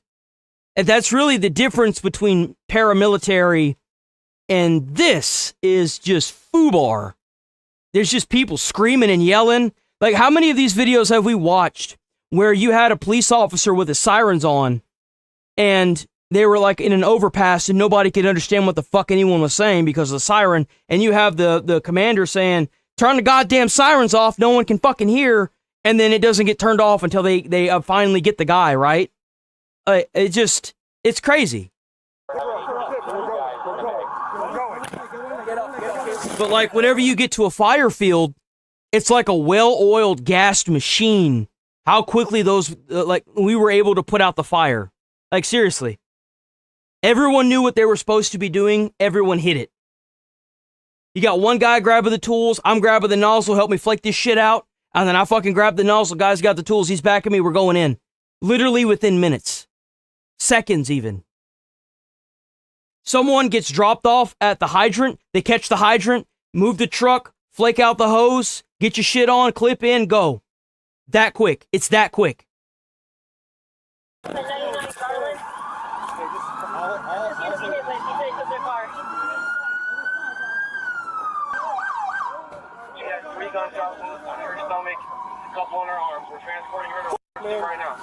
We even have procedures if there's a mayday. We have procedures for that as well. And these guys can't even seem to get together. You got cops running all over the place. I think we had another one where we reacted and a guy stole a car. Guy stole one of the cop cars. They didn't know who the fuck did it. They had to figure out where he went in the cop car, and it's just crazy. It's FUBAR. It's just everywhere. So they called for pursuit, and then I heard the shots right here. So I called it out. Anybody have an update on the pursuit? Lots of digital on the pursuit. They put on emergency downtown. They're trying to gain eyes again. Take this up.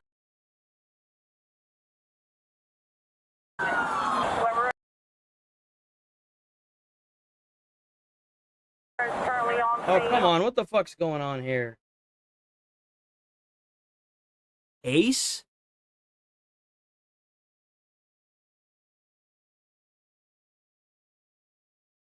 I keep seeing that name Ace getting called out. I don't see it. Sax.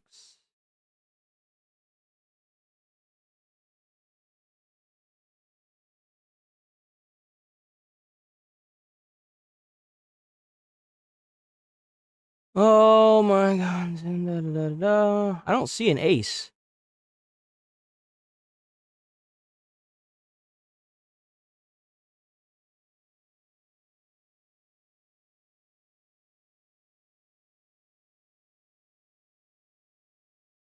Honestly, not that much. The backdrop, I mean, if you want to count all the individual figurines, probably 1,000, but the foam and shit in the shelves were like maybe like under $100 easily. At least whenever I got them. I don't see an ace, man. I see Alex, but that's not. I don't see an ace. Infidel, that's a normal. We're not gonna ban him. At least not. Ah, here we go. Ace Ventura. To own a gun is not a. It is, dude. What? Okay, we gotta ban you on principle, man. What the fuck? With the vest, can you guys get with Sergeant Greg who's fishing one over there and provide? He obviously has no idea what the fuck he's talking about. We got to get him out of here for like the basic reasoning. Anybody got gloves? Can we get the other one? The body camera? While both officers were critically injured and transported to the nearest hospital, the shooter was able to carjack a passerby's vehicle and flee the scene. A massive manhunt for the suspect then began overnight. Over the course of the next 10 hours, police were able to track the suspect down to a Holiday Inn hotel. You see, this should just be a straight up death squad. These people don't like.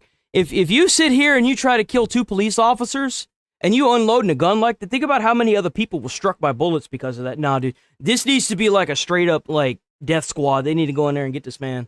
Miles away. A SWAT team was then deployed to apprehend him. Yeah, they're having to clear out the entire hotel because of this one person. You disrupt the entire fucking community because of this. The whole goddamn community is disrupted because of this one problem.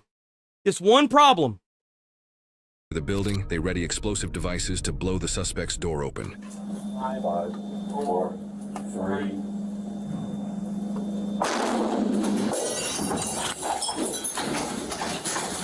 You ready with that, man? Yep. Robot up. Robot up. Robot? What? No shot, bro.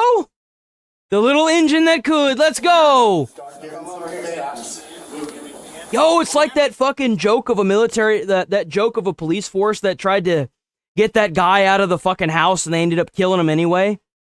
The one that they used the drone that gave that like badass angle. It's like that, right?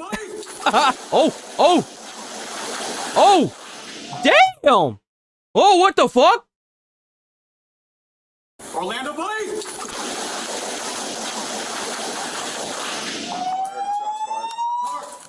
He shouldn't have done it. Shouldn't have done it. Shouldn't have done it. That's all there is to it. Shouldn't have done it. I got your left side. I got your left side.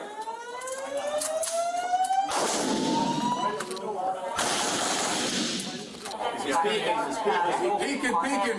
Orlando He's still there. He can see him. Put your hands out of the door now. They're gonna kill you, bro. You better put your goddamn hands out that motherfucking hallway, dude. They gonna kill you. Yes up.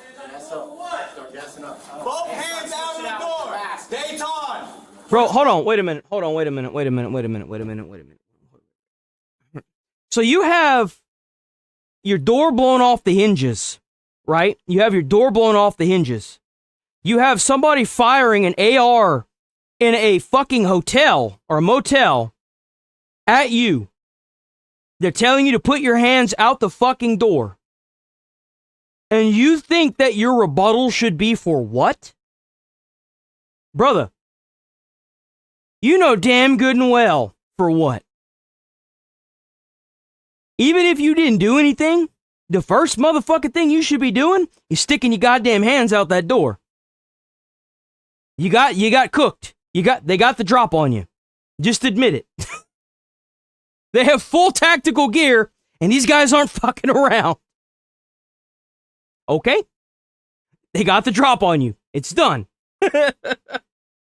God damn. Hands out of the door now. They weren't even fucking around with that. He immediately started shooting at him. 4 officers are positioned closer to the suspect's room in a doorway. These officers' position would prove to be extremely important for what's about to happen. Civilian in the hallway. Run!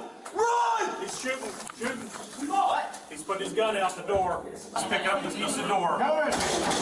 He threw the door out. Come out with your hands up, Orlando Police Department. What?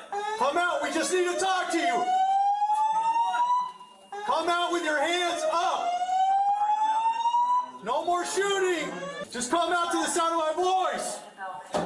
You don't need to shoot anymore. Through the door out in the hallway. If you come out with your hands up, I can assure your safety. Yours, Dayton! I can't do shit. You got a gun. He's cursing. Leave it alone. Leave it alone. He's rallying. He's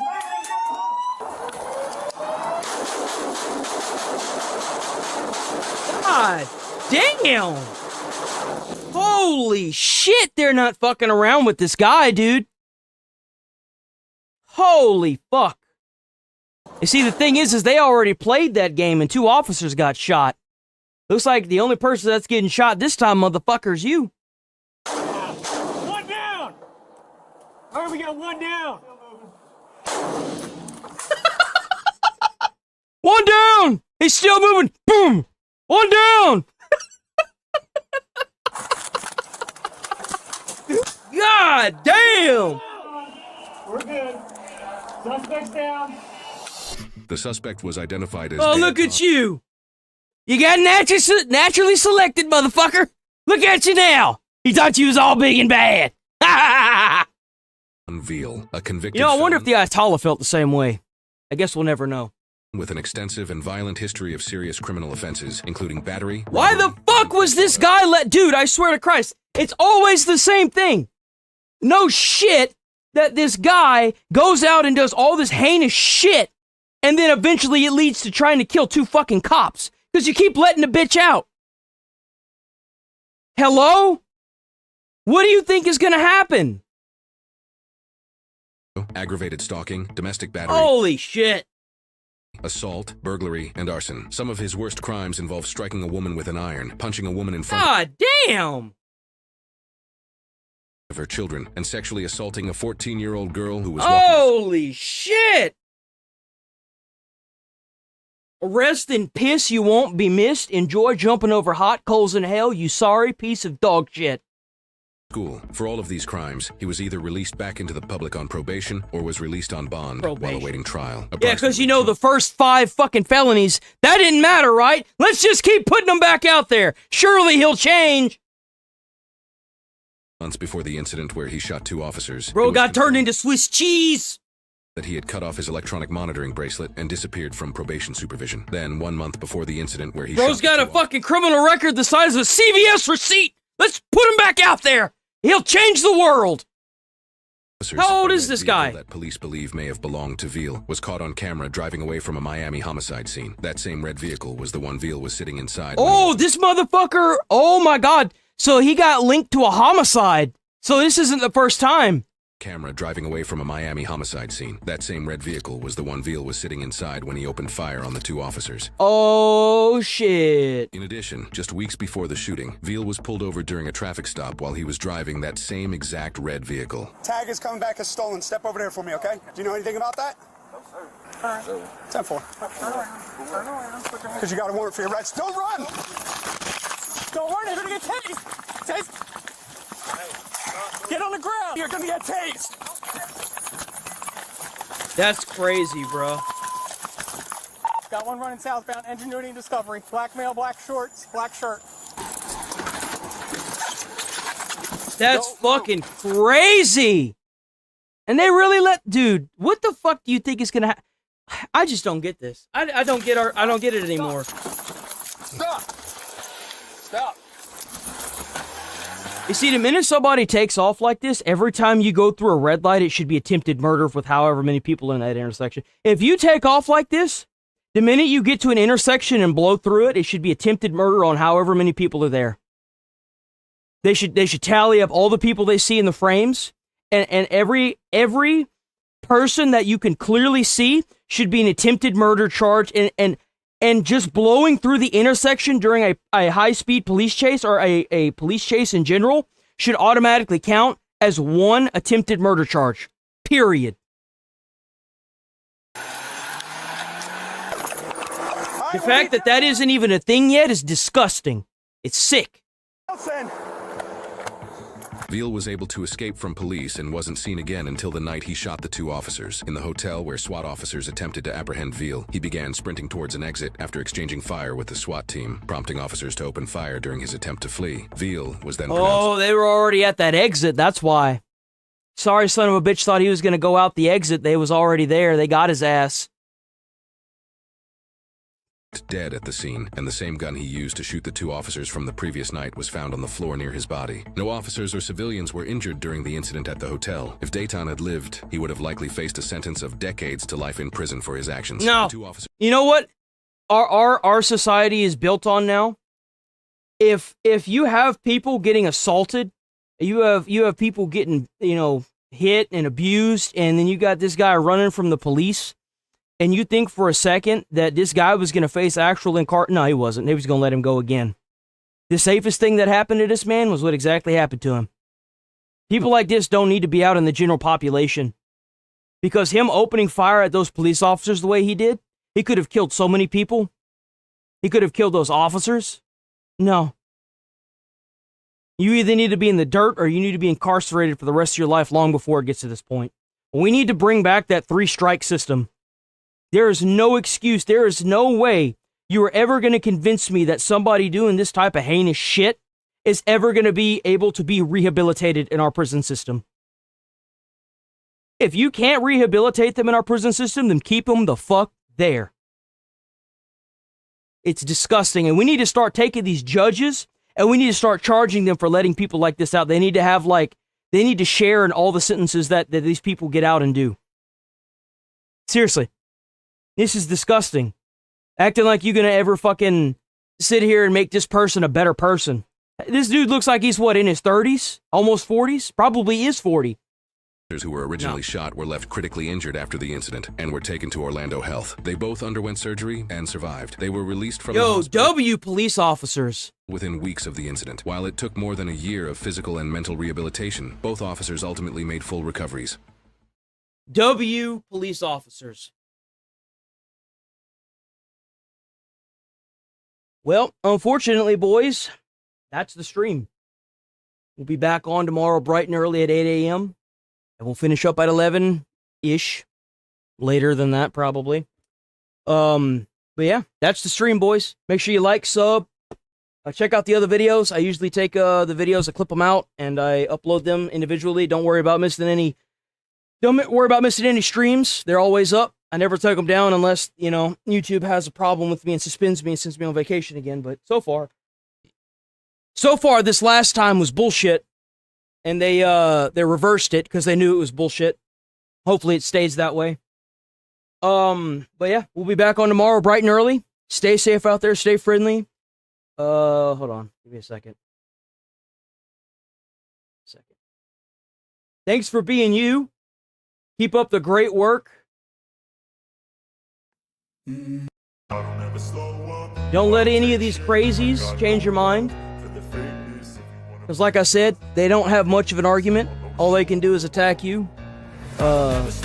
Stay sane. You know what I'm saying? Don't go crazy. We might end up laughing at you here. Try to put a smile on someone's face. You might change the whole day of their whole life. You never know. And I could just keep going with this damn outro, but I'm going to roll up out of here. Peace, boys. See y'all tomorrow. Everything I do so instinctive and so passionate. Every word I move so descriptive like an adjective. I got a vendetta against people who patented being negative when you should be getting after it. I got facts over tracks, this and that, spitting slow, spitting fast. I could roast, I could gas, think I'm okay at last, but I don't know if that can erase all the past. And the pettiness, a reflection of the emptiness. Hilarious, you think you're worth my time, you're delirious. Mysterious, because you hide behind a fake exterior. Inferior, you know I'll always be a bit superior.